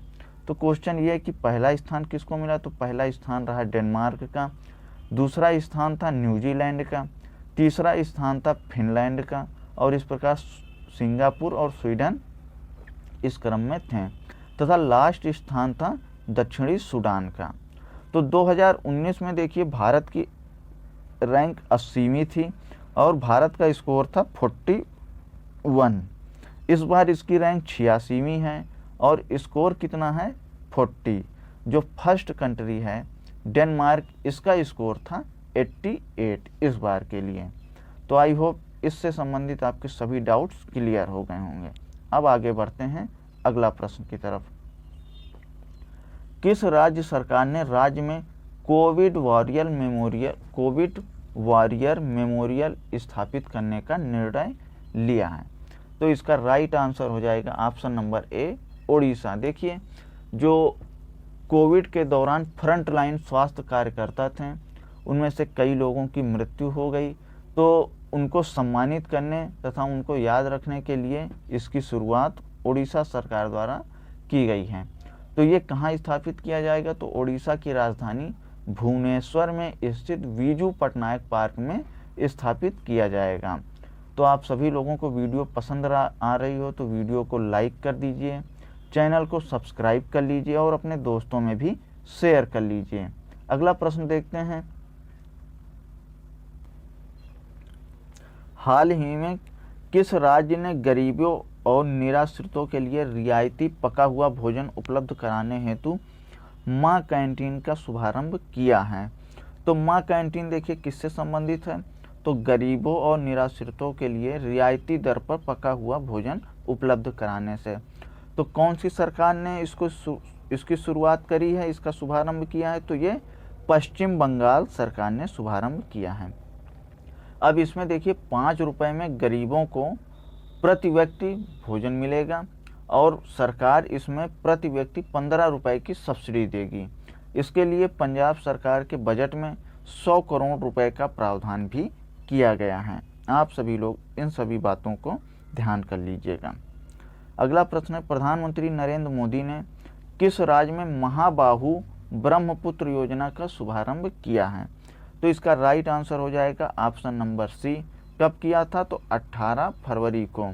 अब इन्होंने देखिए असम राज्य में धुबरी फुलवारी ब्रिज का भी उद्घाटन किया था, जिसमें असम और मेघालय के बीच की दूरी जो अभी तक 250 किलोमीटर थी, 250 किलोमीटर थी, वो इस ब्रिज के बन जाने के बाद 19 से 20 किलोमीटर रह जाएगी।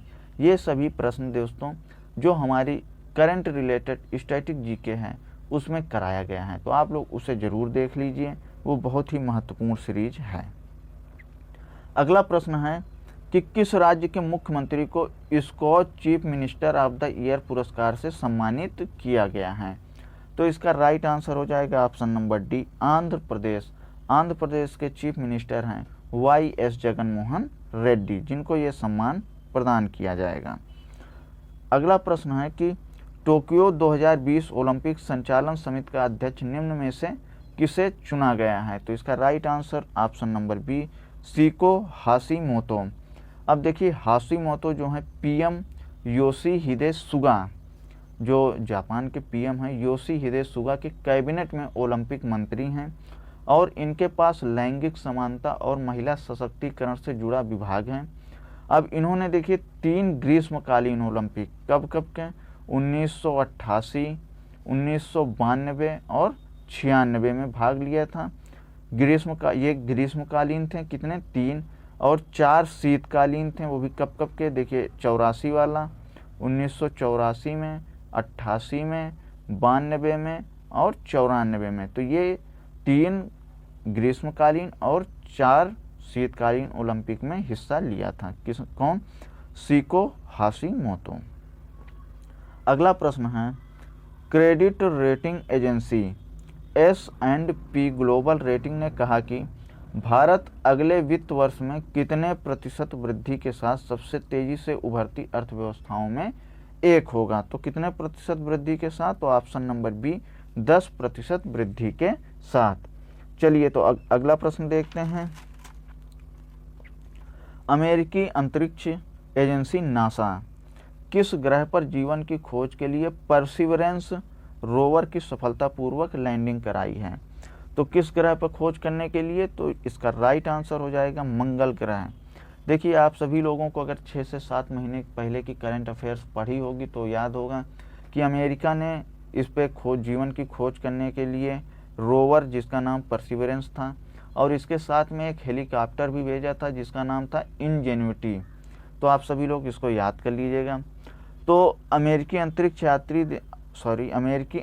एजेंसी नासा ने भारतीय समय के मुताबिक 18 फरवरी को 2:25 पर मंगल ग्रह के जेजोरो क्रेटर पर सफलतापूर्वक लैंड कराया है परसिवरेंस रोवर को।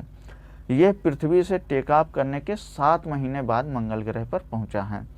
तो इसी के साथ अमेरिका मंगल ग्रह पर सबसे ज़्यादा रोवर भेजने वाला विश्व का पहला देश बन चुका है।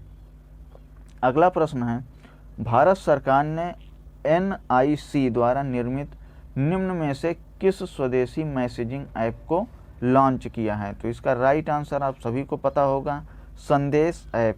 ये व्हाट्सएप की तरह ही होगा।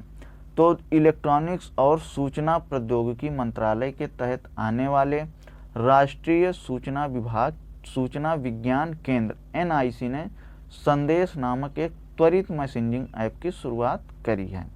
और संदेश ऐप व्हाट्सएप की तरह ही नए सरकारी instant messaging system GIMS platform का इस्तेमाल मोबाइल नंबर या ईमेल ID के जरिए सभी प्रकार के संचार के लिए किया जा सकता है। आप लोग इसको याद कर लीजिएगा। अगला प्रश्न है, दक्षिण अमेरिका का निम्न में से कौन सा क्रिकेटर IPL नीलामी के इतिहास में सबसे ज़्यादा राशि 16.25 करोड़ रुपए में बिकने वाला पहला प्लेयर बन गया है? तो इसका राइट आंसर है क्रिस मॉरिस। ये इम्पॉर्टेंट हो चुका क्योंकि इतने पैसे में अभी तक IPL में किसी को नहीं खरीदा गया था। तो इसको कौन सी टीम ने खरीदा? तो राजस्थान रॉयल्स ने। अगला प्रश्न देखते हैं, किस शहर को 2020 tree city of the world की मान्यता दी गई है? तो इसका राइट आंसर हो जाएगा option number B Hyderabad. Hyderabad को 2020 का tree city of the world की मान्यता दी गई है। अगला प्रश्न है, किसने रूसी जोड़ीदार कैमिला रखीमोवा के साथ मिलकर Phillip island trophy tennis tournament में महिला युगल का खिताब जीता है? तो इसका राइट आंसर आपको पता होगा, ऑप्शन नंबर ए अंकित रैना। अब इसमें देखिए प्रीति सिन्हा ये UNCDF की कार्यकारी सचिव बनाई गई हैं, और एकता कपूर को भारतीय टेलीविज़न अकेडमी में हॉल ऑफ फेम पुरस्कार से सम्मानित किया गया है, और इनको 2020 का पद्मश्री पुरस्कार भी दिया गया था। वंशिका दास का कोई ऐसा इम्पोर्टेंट नेम करंट अफेयर्स में नहीं है। अगला प्रश्न है कि किस राज्य के मुख्यमंत्री नवीन पटनायक ने देश के सबसे बड़े हॉकी स्टेडियम की नींव रखी है? तो आप सभी को पता होगा, नवीन पटनायक ओडिशा के मुख्यमंत्री हैं। तो इसका राइट आंसर हो जाएगा ऑप्शन नंबर ए ओडिशा। अगला प्रश्न देखते हैं, विश्व सामाजिक न्याय दिवस कब मनाया गया? विश्व सामाजिक न्याय दिवस निम्न में से किस दिन मनाया जाता है? तो ये मनाया जाता है 20 फरवरी को, और इसका उद्देश्य देखिए क्या होता है, हर किसी व्यक्ति को बिना किसी भेदभाव के समान रूप से न्याय मिल सके और सामाजिक न्याय को बढ़ावा मिल सके। पहली बार इसको 2009 में मनाया गया था, आपको इसे भी याद रखना है। अगला प्रश्न है, अंतर्राष्ट्रीय मातृभाषा दिवस निम्न में से किस दिन मनाया जाता है? तो अंतर्राष्ट्रीय मातृभाषा दिवस किस दिन मनाया जाता है? तो ऑप्शन नंबर डी 21 फरवरी को मनाया जाता है। तो वर्ष 1999 में मातृभाषा दिवस मनाने की घोषणा यूनेस्को द्वारा की गई थी और सन 2000 में पहली बार मातृभाषा दिवस मनाया गया था। अब अगला प्रश्न देखते हैं, विश्व पेंगोलिन दिवस निम्न में से किस दिन मनाया जाता है? तो विश्व पेंगोलिन दिवस देखिए फरवरी माह के तीसरे शनिवार को मनाया जाता है।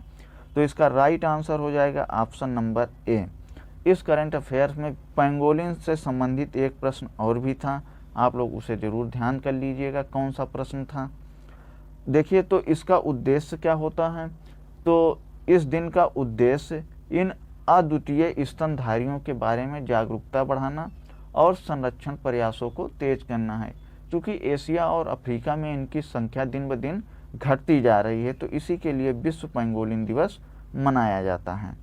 चलिए अगला प्रश्न देखते हैं, नीति आयोग की 6ठी गवर्निंग काउंसिल की बैठक की अध्यक्षता कौन करेगा? तो आप सभी को पता होगा नीति आयोग की अध्यक्षता कौन करता है? प्रधानमंत्री नरेंद्र मोदी। अब ये कब हुआ? तो 20 फरवरी को वीडियो कॉन्फ्रेंसिंग के माध्यम से करी थी। अगला प्रश्न है कि कैबिनेट द्वारा किशोर न्याय अधिनियम के नवीनतम संशोधन के अनुसार कौन सा निकाय किशोर द्वारा किए गए अपराध की प्रकृति की निर्धारण करेगा? मतलब जो कोई भी किशोर कोई भी अपराध कर देता है तो वो कैसा अपराध है, इसका निर्धारण किसके द्वारा किया जाएगा? तो इसका निर्धारण किशोर न्याय बोर्ड के द्वारा किया जाएगा। Option number B is the right answer. अब इसमें देखिए, किशोर द्वारा जघन्य अपराध के मामले में न्यूनतम 7 साल की सजा का प्रावधान। शुरू करते हैं। देखिए, चीन ने बाल अपराधों से निपटने के लिए कुछ गंभीर अपराधों में अपराधियों की उम्र 14 वर्ष से घटाकर कितने वर्ष कर दिया है? तो ये दोस्तों कर दिया गया है ऑप्शन नंबर ए 12 वर्ष। देखिए, ये जो नया कानून है ये 1 मार्च से लागू हो जाएगा और चीन की जो सर्वोच्च न्यायिक संस्था ने जून में ही एक श्वेत पत्र जारी किया था, जिसमें ये कहा गया था कि मतलब जिसमें उसने ये पाया था कि 2018 से 2019 के दौरान जो किशोर अपराधों में बेतहाशा वृद्धि हुई। मतलब जो किशोर यानी कि 18 वर्ष से कम उम्र के बच्चों द्वारा जो अपराध किए जाते हैं उनमें बहुत ही ज़्यादा वृद्धि हुई। तो इसी को देखते हुए इस कानून में यह संशोधन किया गया है और उम्र जो 14 वर्ष थी उसको घटा करके 12 वर्ष कर दिया गया है। तो आप सभी लोगों को इसका राइट आंसर याद रखना होगा कि कौन सा देश ने किया है, तो चीन ने। तो आइए दोस्तों अगला प्रश्न देखते हैं, निम्न में से किस टेनिस खिलाड़ी ने ऑस्ट्रेलियन ओपन टेनिस के महिला सिंगल्स का खिताब जीत लिया है? तो इसका राइट आंसर हो जाएगा option number B Naomi Osaka. देखिए, इन्होंने महिला एकल फाइनल में जेनिफर ब्रैंडी को सीधे सेटों में हराकर ऑस्ट्रेलियाई ओपन खिताब को जीता है और दोस्तों यह उनके करियर का चौथा ग्रैंड स्लैम खिताब है। उन्होंने देखिए 2018 में अमेरिकी ओपन और 2019 में ऑस्ट्रेलियाई ओपन की ट्रॉफी भी हासिल करी थी। तो आप लोगों को याद रखना है, क्या नाम है इनका? Naomi Osaka. अगला प्रश्न देखते हैं, निम्न में से किस केंद्र शासित प्रदेश में अपना बहुमत न साबित कर पाने के कारण कांग्रेस समर्थित सरकार गिर गई है? तो इसका राइट आंसर हो जाएगा ऑप्शन नंबर बी पुदुचेरी। देखिए, 22 फरवरी 2021 को मुख्यमंत्री वी नारायण स्वामी, जो मतलब पुदुचेरी के मुख्यमंत्री थे वी नारायण स्वामी, ये जो है विधानसभा में अपना बहुमत साबित नहीं कर पाए थे। तो इससे जो है कांग्रेस समर्थित सरकार गिर गई। अगला प्रश्न देखते हैं, हाल ही में किस देश ने महिलाओं के लिए सशस्त्र बल में प्रवेश की अनुमति दी है? मतलब वो कौन सा देश है जिसने महिलाओं को सशस्त्र बल में प्रवेश देने की अनुमति दे दी है। तो इसका राइट आंसर हो जाएगा ऑप्शन नंबर ए, सऊदी अरब। अब वहाँ की जो महिलाएं हैं, सिपाही, लांस कारपोरल, कारपोरल, सार्जेंट और स्टाफ सार्जेंट, ये सब पोस्ट पे महिलाएं भी दावेदारी साबित कर सकेंगी, मतलब इन पोस्ट पर अब महिलाओं की भी नियुक्ति कर दी जाएगी। अगला प्रश्न है, हाल ही में डीआरडीओ ने एक देश में निर्मित सतह से हवा में मार करने वाली किस मिसाइल का 2 बार सफल परीक्षण किया है? मतलब डीआरडीओ ने सतह से हवा में मार करने वाली किस मिसाइल का 2 बार सफल परीक्षण किया है? तो इसका राइट आंसर हो जाएगा VLSRSAM। तो ये जो डीआरडीओ ने बताया कि ये जो बिल्कुल पतली मिसाइल है, किसी भी आकाशीय खतरे को कम दूरी में समाप्त करने में सक्षम है और इसे नौसेना में शामिल किया जाएगा। तो आप लोगों को बिल्कुल याद रखना है। अगला प्रश्न देखते हैं, भारत और किस देश ने फरवरी 2021 को वीज़ा सुधार और चमड़ा प्रौद्योगिकी के संबंध में 2 समझौतों पर हस्ताक्षर किए हैं? तो इसका राइट आंसर हो जाएगा इथियोपिया। देखिए, दोनों देशों के बीच जुलाई 1948 से ही राजनयिक संबंधों को दूतावास स्तर पर स्थापित किया गया था। और कब? 1948 में ही, मतलब कि हमारे भारत के इथियोपिया से काफ़ी गहरे संबंध हैं और काफ़ी पहले से हैं।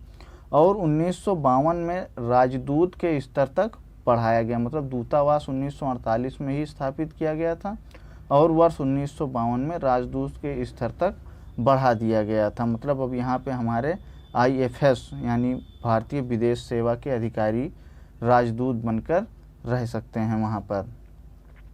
अगला प्रश्न है, किस पूर्व भारतीय बल्लेबाज ने ऑनलाइन शिक्षा देने वाली कंपनी अनअकैडमी में बहुस्तरीय साझेदारी के तहत रणनीतिक निवेश किया है? मतलब कौन सा बल्लेबाज है जिसने अनअकैडमी में अपनी साझेदारी के लिए जो है निवेश किया है?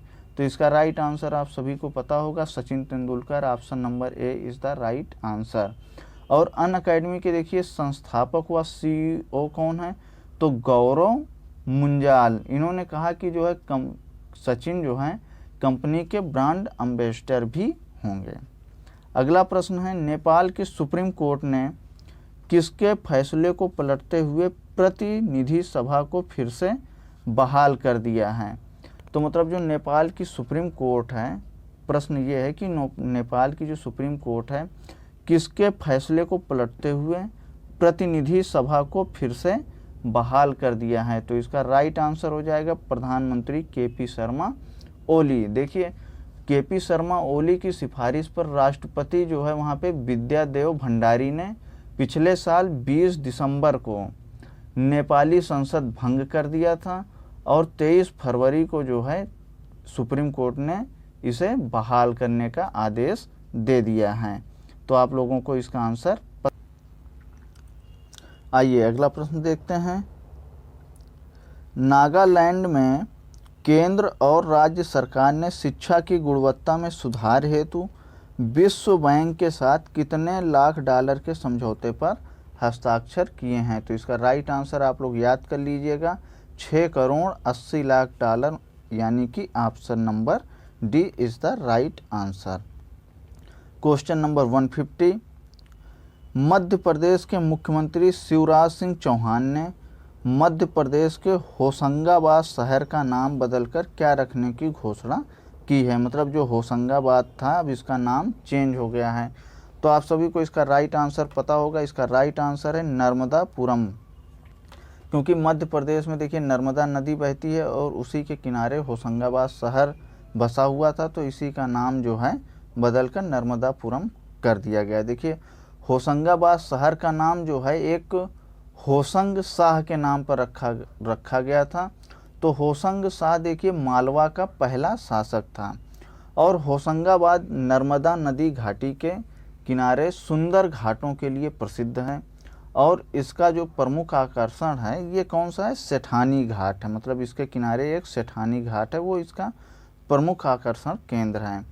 तो अब होशंगाबाद का नाम देखिए नर्मदा नदी के आधार पर नर्मदापुरम रखा जाएगा और नर्मदा नदी को जो है मध्य प्रदेश की जीवन रेखा कहते हैं। अच्छा, हम नर्मदा नदी के बारे में भी दो चार बातें जान लेते हैं। देखिए, नर्मदा नदी का उद्गम कहाँ से होता है, तो अमरकंटक नामक स्थान से। अमरकंटक कहाँ है, तो विंध्याचल पर्वत श्रेणियों में स्थित है अमरकंटक। और इसका संगम यानी कि ये कहाँ पे गिरती है, तो खंभात की खाड़ी में। और इस पे देखिए कपिल धारा या धुआंधार जलप्रपात भी स्थित है। तो और ये जलप्रपात कहाँ पे है, तो जबलपुर में भेड़ा घाट के समीप पर। और देखिए, ये नदी जो है डेल्टा नहीं बनाती है, ये नदी जो है एक्सचुरी बनाती है। तो आपको इतनी बातें याद रखनी होंगी। आइए दोस्तों, अगला प्रश्न देखते हैं। हाल ही में किस देश ने गिद्ध के लिए विषैली दवाओं पर प्रतिबंध लगा दिया है, तो इसका राइट आंसर हो जाएगा ऑप्शन नंबर सी, बांग्लादेश। देखिए, जो हम लोग मवेशियों के इलाज के लिए कीटोप्रोफेन, कौन सी दवा है, कीटोप्रोफेन, ये कीटोप्रोफेन जो है मवेशियों को दर्द की दवा दी जाती है, दर्द निवारक है ये कीटोप्रोफेन। तो ये मवेशियों को दी जाती है। अच्छा, जब वो मवेशी मर जाते हैं, उनको फेंक दिया जाता है, तो उनका भोजन गिद्ध करते हैं। तो ये दवा उनके लिए काफ़ी हानिकारक साबित हो रही थी। यही एक मेन कारण है, गिद्धों की संख्या में लगातार घटोतरी हो रही है, बहुत कम गिद्ध पाए जा रहे हैं। तो बांग्लादेश ने इसके तहत ये महत्वपूर्ण कदम उठाया है। तो गिद्धों के लिए विषैली दवाओं पर प्रतिबंध किसने लगाया, तो ऑप्शन नंबर सी हो जाएगा right answer, Bangladesh. Question number 152 देखते हैं। केरल सरकार ने हाल ही में पारंपरिक आंगनबाड़ियों को बेहतर सुविधाओं के साथ स्मार्ट अवसंरचना के रूप में विकसित करने के लिए कितने करोड़ रुपए की मंजूरी दी है, तो इसका राइट आंसर हो जाएगा ऑप्शन नंबर बी, 9 करोड़ रुपए। अगला प्रश्न देखते हैं। दुनिया के सबसे बड़े क्रिकेट ग्राउंड मोटेरा का नाम निम्न में से किसके नाम पर रखने की घोषणा की गई है, तो इसका राइट आंसर आप सभी लोगों को पता होगा, पीएम मोदी। और देखिए, इसकी क्षमता कितनी है, तो 1,10,000 लोगों के बैठने की क्षमता है इस मोटेरा ग्राउंड की, जिसका नाम अब पीएम मोदी स्टेडियम हो गया है। अगला प्रश्न है। डेनिम ब्रांड ने हाल ही में किस अभिनेत्री को अपना ग्लोबल ब्रांड एम्बेसडर बनाया है, तो इसका राइट आंसर हो जाएगा दीपिका पादुकोण। अच्छा, देखिए, दीपिका पादुकोण की पहली फिल्म कौन सी थी, तो उसका नाम आप सभी को पता होगा, ओम शांति ओम। अगला प्रश्न देखते हैं। केंद्रीय मंत्रिमंडल ने किस राज्य में राष्ट्रपति शासन लागू करने के प्रस्ताव को मंजूरी दे दी है, तो इसका राइट आंसर हो जाएगा पुदुचेरी, क्योंकि वहीं के जो मुख्यमंत्री हैं उन्होंने अपना बहुमत साबित नहीं कर पाए थे, तो वहाँ पर राष्ट्रपति शासन लागू को करने की मंजूरी केंद्रीय मंत्रिमंडल द्वारा दे दी गई है। अच्छा, देखिए, संविधान के किस अनुच्छेद में इसका वर्णन है, तो संविधान के अनुच्छेद 356 में, 356 में। तो 356 में क्या कहा गया कि राष्ट्रपति किसी भी राज्य में राष्ट्रपति शासन लगा सकते हैं यदि वे इस बात से संतुष्ट हों कि राज्य सरकार संविधान के विभिन्न प्रावधानों के मुताबिक कार्य नहीं कर रही है। तो आर्टिकल कौन सा है, अनुच्छेद 356 में इसका वर्णन किया गया है। अगला प्रश्न देखते हैं। पुलिस में महिला कमांडो स्क्वाड को शामिल करने वाला देश का चौथा राज्य निम्न में से कौन बना है, तो मतलब पुलिस में जो है महिला कमांडो स्क्वाड को शामिल करने वाला देश का चौथा राज्य कौन बन गया है, तो इसका राइट आंसर हो जाएगा ऑप्शन नंबर बी, उत्तराखंड। अब इसके पहले के देखिए 3 राज्य कौन कौन से हैं, तो नागालैंड, केरल, पश्चिम बंगाल, ये जो है पहले से ही महिला कमांडो स्क्वाड को पुलिस में शामिल कर चुके हैं। अगला प्रश्न देखते हैं।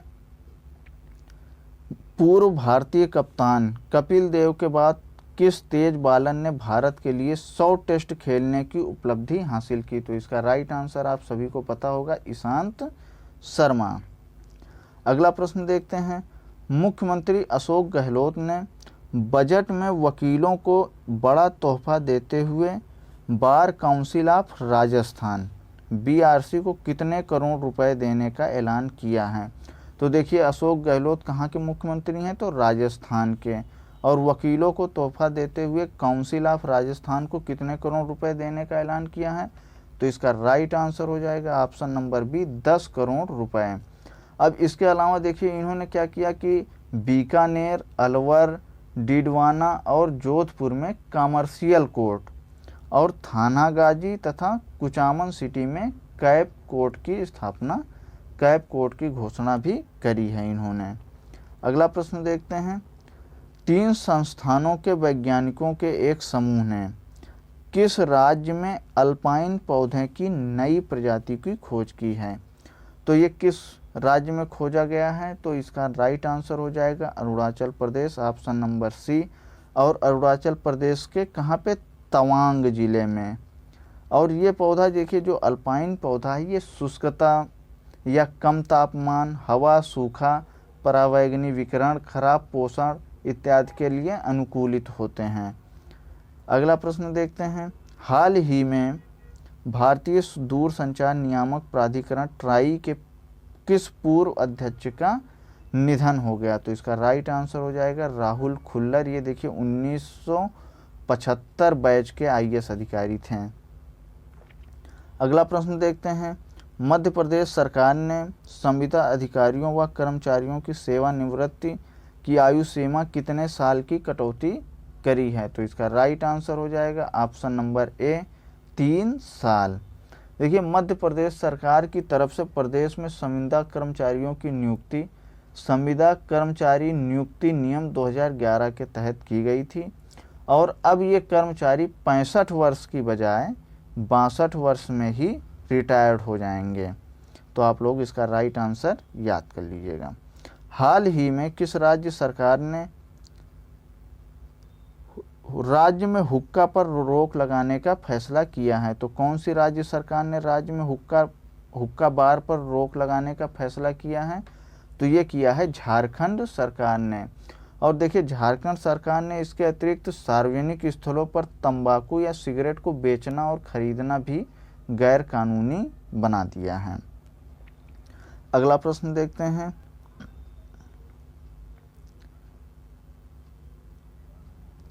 राष्ट्रीय अनुसूचित जाति आयोग NCSC के अध्यक्ष का पद निम्न में से किसने संभाला है? तो इसका राइट आंसर हो जाएगा ऑप्शन नंबर बी विजय संपला ने। ये पंजाब से, देखिए पंजाब से भाजपा के राज्य अध्यक्ष और केंद्रीय राज्य मंत्री भी रह चुके हैं। तो अब ये जो है SC आयोग के अध्यक्ष बन चुके हैं। अच्छा, देखिए SC आयोग का प्रावधान संविधान के किस अनुच्छेद में है? तो अनुच्छेद 338 में अनुसूचित जातियों के लिए एक आयोग का प्रावधान है। और 89वें संविधान संशोधन अधिनियम 2003 में 338A में ST आयोग के गठन को भी प्रावधान किया गया है। मतलब 338A में जो है अनुसूचित जनजाति आयोग और अनुच्छेद 338 में अनुसूचित जाति आयोग। तो अनुसूचित जनजाति आयोग को 89वें संविधान संशोधन अधिनियम द्वारा 2003 में जोड़ा गया था। अगला प्रश्न देखते हैं, निम्न में से किस देश ने भारत समेत दुनिया के पेशेवर लोगों के लिए ग्रीन कार्ड पर लगी रोक को हटा दिया है? तो इसका राइट आंसर हो जाएगा ऑप्शन नंबर डी अमेरिका। देखिए, अमेरिका के जो नवनिर्वाचित राष्ट्रपति जो बाइडेन हैं, उन्होंने पूर्व राष्ट्रपति डोनाल्ड ट्रंप के कोरोना वैश्विक महामारी के दौरान ग्रीन कार्ड जारी करने पर लगाई गई रोक को हटा दिया। मतलब डोनाल्ड ट्रंप ने ग्रीन कार्ड को जारी करने से मना कर दिया था, यानी उस पर जारी करने पर रोक लगा दी, और जो बाइडेन ने इसको हटा दिया है। अच्छा, ग्रीन कार्ड इम्पोर्टेंट क्यों इतना? तो ग्रीन कार्ड को आधिकारिक रूप से स्थायी निवासी कार्ड भी कहा जाता है, इस वजह से ये इम्पोर्टेंट है। अगला प्रश्न देखते हैं, तमिलनाडु सरकार ने सरकारी कर्मचारियों के रिटायरमेंट आयु को बढ़ाकर कितने साल करने की घोषणा करी है? तो देखिए, ये कर दिया गया है ऑप्शन नंबर सी 60 साल इसका सही जवाब हो जाएगा। इसके पहले देखिए, कोविड-19 के दौरान मई 2020 में रिटायरमेंट आयु को 58 से बढ़ाकर 59 वर्ष कर दिया गया था, और अब इसे जो है 59 वर्ष से बढ़ाकर 60 वर्ष कर दिया गया है। और इसमें देखिए, शिक्षक और सरकारी कंपनियों के कर्मचारी भी शामिल होंगे इसका लाभ लेने के लिए। अगला प्रश्न है, किस राज्य को प्रधानमंत्री किसान सम्मान निधि योजना को बेहतर ढंग से लागू करने के लिए राष्ट्रीय स्तर पर प्रथम स्थान प्राप्त हुआ है? मतलब जो प्रधानमंत्री किसान सम्मान निधि योजना थी उसको कौन सा राज्य ने सबसे बेहतर तरीके से लागू किया है? तो इसका राइट आंसर हो जाएगा ऑप्शन नंबर ए, उत्तर प्रदेश। देखिए ये पुरस्कार जो है केंद्रीय कृषि मंत्री नरेंद्र सिंह तोमर द्वारा प्रदेश के मतलब उत्तर प्रदेश के कृषि मंत्री सूर्य प्रताप शाही को दिया गया, वो भी कहाँ पे? दिल्ली में।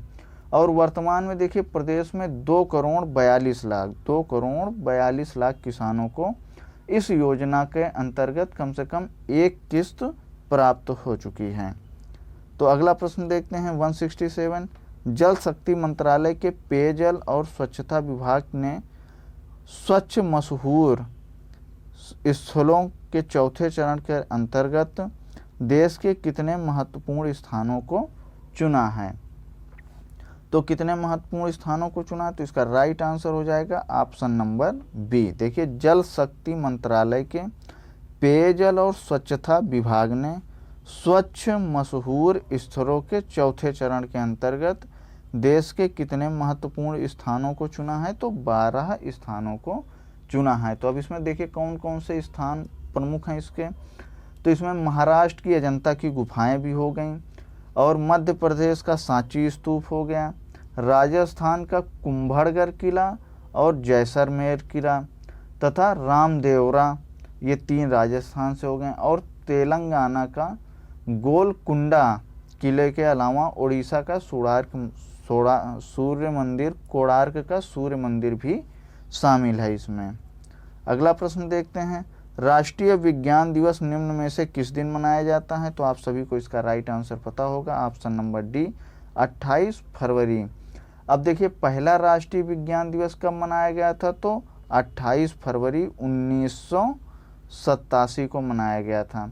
तो इस दिवस को मनाने का उद्देश्य लोगों में विज्ञान के प्रति रुचि बढ़ाने और समाज में जागरूकता लाने के लिए इस दिवस को मनाया जाता है। अगला प्रश्न देखते हैं कि निम्न में से, इसमें निम्न मिस हो गया, तो निम्न में से किस राज्य सरकार ने वरिष्ठ साहित्यकार डॉक्टर सूर्यबाला को भारत भारती सम्मान देने की घोषणा करी है? तो इसका राइट आंसर हो जाएगा ऑप्शन नंबर ए, उत्तर प्रदेश सरकार। देखिए भारत भारती सम्मान उत्तर प्रदेश हिंदी संस्थान का सबसे बड़ा साहित्यिक पुरस्कार है। अब इसमें एक स्मृति चिन्ह दिया जाता है, अंग वस्त्रम दिया जाता है तथा 5,02,000 रुपये की धनराशि दी जाती है। अगला प्रश्न देखते हैं, हाल ही में भारतीय क्रिकेट टीम के किस तेज गेंदबाज ने अंतर्राष्ट्रीय और फर्स्ट क्लास क्रिकेट से संन्यास ले लिया है? तो इसका राइट आंसर हो जाएगा आर विनय कुमार। इन्होंने देखिए इंडिया के लिए 1 टेस्ट मैच खेला है, 31 वनडे मैच खेले हैं और 9 T20 मैच खेले हैं। तो 1 टेस्ट इन्होंने केवल और केवल ऑस्ट्रेलिया के खिलाफ खेला था, और इन्होंने आखिरी अंतर्राष्ट्रीय मैच नवंबर 2013 में खेला था। मतलब पिछले 7-8 सालों से ये टीम से बाहर ही चल रहे थे, इस वजह से इन्होंने संन्यास ले लिया। अगला प्रश्न देखते हैं, global anti terrorist watch dog financial action task force FATF ने किस देश को जून 2021 तक ग्रे लिस्ट में बनाए रखने का फैसला किया है? तो इसका राइट आंसर आप सभी को पता होगा, पाकिस्तान। ये देखिए आतंकी फंडिंग और मनी लॉन्ड्रिंग के सबसे ज़्यादा जोखिम वाले देशों को ग्रे सूची में शामिल किया जाता है। मतलब ग्रे लिस्ट में उन देशों को रखा जाता है जो आतंकी फंडिंग करते हैं या मनी लॉन्ड्रिंग में सबसे ज़्यादा जोखिम वाले देश हैं। तो इसमें किसको रखा गया है? तो पाकिस्तान इसका राइट आंसर हो जाएगा। अगला प्रश्न देखते हैं कि भारतीय पुरातत्व सर्वेक्षण ASI ने किस राज्य की सीतागढ़ी हिल्स के जुलजुल पहाड़ के पास एक टीले के नीचे दफन बौद्ध मठ की खोज की है? तो इसका राइट आंसर आप सभी को पता होगा, झारखंड। अब देखिए झारखंड में क्या चीज़, ये कौन सी, मतलब ये बौद्ध मठ की खोज की है इसमें वरद मुद्रा, मतलब आप लोगों ने आर्ट एंड कल्चर में पढ़ा होगा कि जो है कई मुद्राओं में फोटो हैं, तो वरद मुद्रा में उसमें से एक है वरद मुद्रा। इसमें क्या होता है कि हाथ से वरदान देने का इशारा, मतलब ऐसी प्रतिमा है जो हाथ से वरदान देने का इशारा जिस प्रतिमा में हो रहा है, तो इसे वरद मुद्रा कहते हैं। कौन सी मुद्रा? वरद मुद्रा कहते हैं। तो वरद मुद्रा में देवी तारा की 4 मूर्तियां प्राप्त हुई हैं। अगला प्रश्न देखते हैं, राष्ट्रीय प्रोटीन दिवस निम्न में से किस दिन मनाया जाता है? तो इसका राइट आंसर हो जाएगा 27 फरवरी। और इसकी थीम इस बार क्या थी? तो powering with plant protein theme important होती है। और इस दिवस का मेन उद्देश्य यही है कि प्रोटीन के बारे में जागरूकता पैदा करना। दोस्तों, आप लोगों को बता दें कि इस चैनल पर करंट रिलेटेड स्टैटिक जीके की सीरीज अलग से चलाई जा रही है। आप लोग उसको भी ज़रूर से ज़रूर देखें, क्योंकि आने वाली परीक्षा की दृष्टिकोण से काफ़ी महत्वपूर्ण सीरीज है। और आप लोगों ने अगर चैनल को सब्सक्राइब नहीं किया है तो चैनल को ज़रूर सब्सक्राइब कर लें, और इस तरह की लेटेस्ट वीडियो का अपडेट पाने के लिए नोटिफिकेशन बेल को भी प्रेस कर लें। अगला प्रश्न देखिए, हाल के दिनों में जकार्ता के जलमग्न होने के बारे में सही कथन चुनें। मतलब जो जकार्ता है वो दिन ब दिन जलमग्न होता जा रहा है। तो देखते हैं इसके बारे में सही कथन कौन से हैं। तो उत्तरी जकार्ता के 2050 के अंत तक 95% तक पानी में डूबने की उम्मीद है। दूसरा स्टेटमेंट है, तो पिछले 10 वर्षों में उत्तरी जकार्ता 2.5 मीटर पहले ही डूब चुका है। तो करेक्ट है दोनों के दोनों इसमें, तो राइट आंसर हो जाएगा एक और दो दोनों, ऑप्शन नंबर सी इसका राइट आंसर हो जाएगा। और देखिए जकार्ता जो है इंडोनेशिया की राजधानी है। अगला प्रश्न देखते हैं, किस हिंदी फिल्म को Dada Saheb Phalke best film award 2021 मिला है? तो इसका राइट आंसर आप सभी को पता होगा, तानजी द अनसंग वॉरियर। तो option number B is the